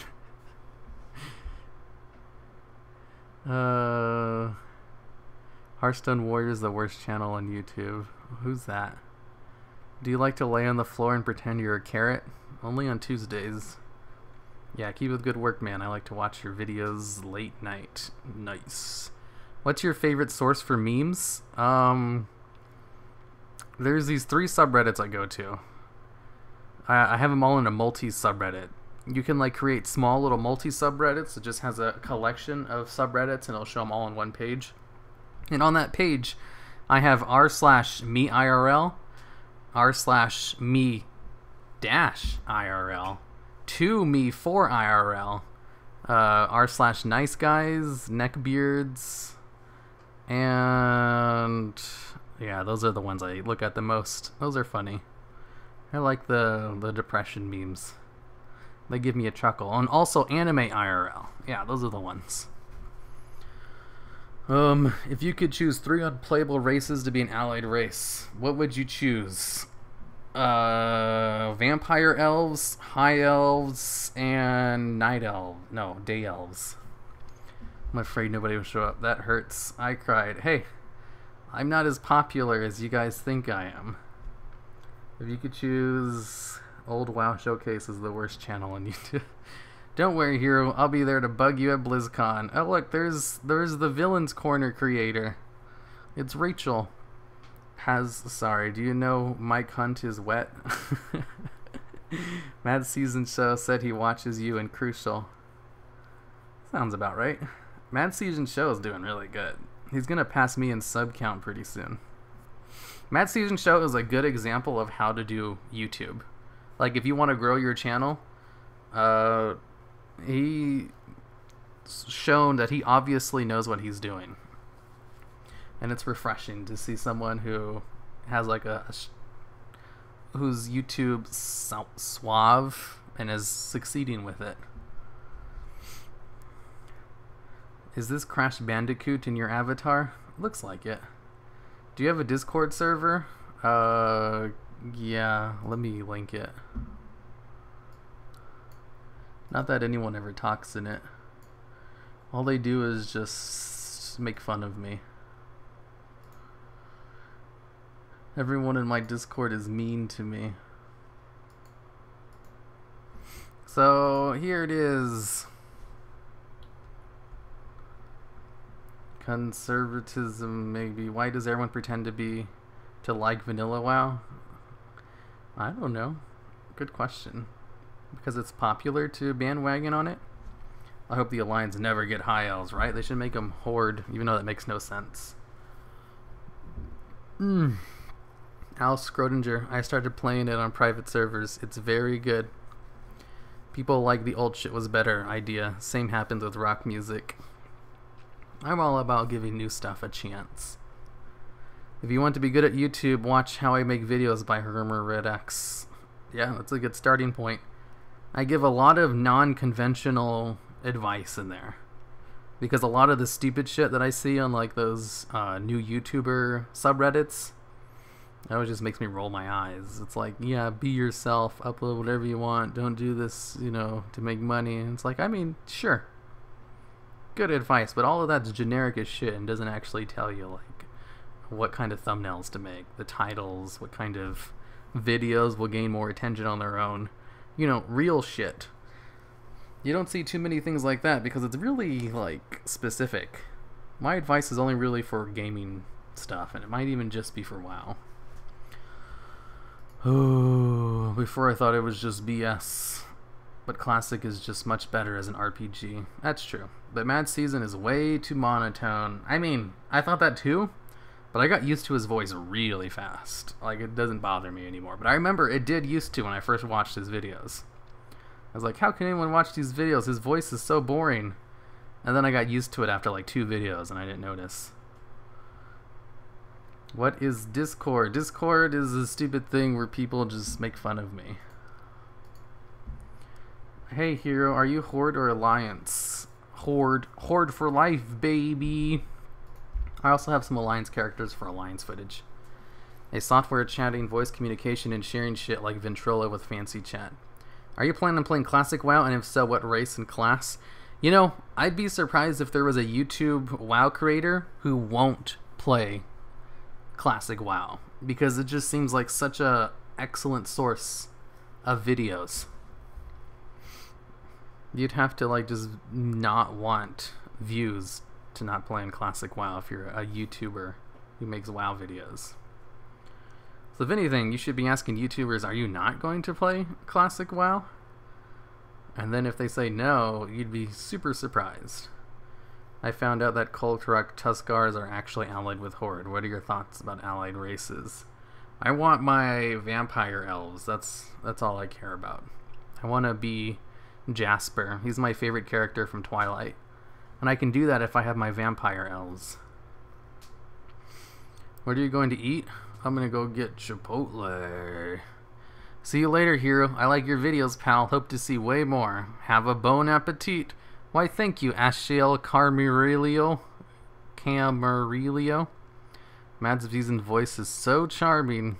It does have a certain charm to it. Mad Season Harima would make such a good combo.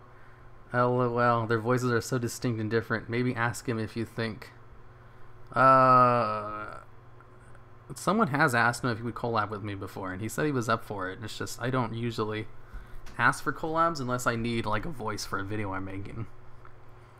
Do you live in the US? I do live in US. Oh boy, another Discord that will spam the shit out of my notification. You know, you can turn those off. Like, just check the Discord whenever you feel like it. That's what I do, because I'm joined a whole bunch of Discords too, because a lot of my friends are YouTubers, and they all have their own Discords. So I'm part of all of them. I just have all the notifications turned off. And then I just check them manually whenever I want. I'm a robot and I use a monotone human for a voice. Hero, I love you even more now. Why? I have a really monotone voice and people complain to me about it. That's why I use a robot for my voice. Yeah, I have a monotone voice too. That's why I use a fake one. I hope you won't need to pay for Classic as an additional fee. I wouldn't mind that. I'm gonna name my vampire elf Sparkle because that's what Twilight vampires do in sunlight. Or Jasper. He's the best character from Twilight. Vampire elves are called Sand Lane. Get your lore right. I know a YouTuber with only 5k subscribers. When he streams vanilla private server, he gets 200 plus viewers, and when he streams retails, he gets around 50. That's because you're not allowed to stream private servers. YouTube will shut you down when they eventually get around to catching you. Hamster wheel. The reason I know this is because I'm also friends with a lot of the private server people. Like, I actually appear in one of Hamster Wheel's videos. They did one about Holy Priests DPS, and I actually like voice a whole segment in that. And also, Dodgy Kebab, he's helped me out a lot in some of my videos. Also, Mr. GM, before he started doing other stuff. I know a lot about the private server side of YouTube. Because I've talked with a lot of these people. Aren't you friends with Hamster Wheel and Mr. GM? Yeah. Hamster Wheel, Mr. GM, and Dodgy Kebab. You like Twilight and you're not gay? I cannot believe this. I told you I'm not gay. I've checked. Problem is, streaming private servers will get his channel banned. Yep, that's why they don't do it. And you only see small channels do it. Because they don't really have anything to lose or they don't know any better. About the vampire elves. There was data mine text about Sandlane join the Horde in BFA at some point. Look it up, you don't believe me. How does this make you feel? Hell yeah, then I can play my vampire elves. Hero, do you want those sand lanes so much? You know I do. Smite priest, not holy priest, whatever. Well, actually, the segment I did was a holy priest. Because I would kill myself if I heard my... Shit, I missed one. I forgot Dodgy Kebab. Dodgy Kebab, he puts so much effort into all of his videos. He'll sometimes have like really well edited random one-off jokes in his private server reviews. I highly recommend his videos. He does a good job. He'll even sometimes send me his videos before they go live. Like he'll just message me on Discord. I was like, this is always a treat. I am genuinely a fan of your videos. I was watching a certain angry person stream Northdale when I got hit by a strike. Blizz is nothing. All out right now. Yeah, Blizz will strike you down if you're streaming private server stuff. Like, I've never had a problem with Blizzard, and I'm gonna keep it that way. I'm just gonna keep going with them, not knowing that I exist. That's good. I also don't stream private server stuff, so I don't have to worry. But I do make all my videos about WoW, so Blizzard did have a problem with me in any way. That wouldn't be good for me. My life has no meaning 2 times over now. Yeah, I was watching one of his videos randomly and he commented, I love watching these illegal private servers. I love calling them illegal servers. That will always piss off the private server community. So whenever someone asks about private servers, I always say, you mean illegal servers? Because I know it's going to piss off people. Dodgy Kebab makes his videos really well, except he makes super biased videos. Whatever. So do I. Everybody has some kind of bias to it. Oh, I like how Blizzard takes away Overwatch porn, but not WoW porn. Don't ask me how I know. How do you know? Okay, I'm gonna get off now. I'm hungry. I'll see you guys next week.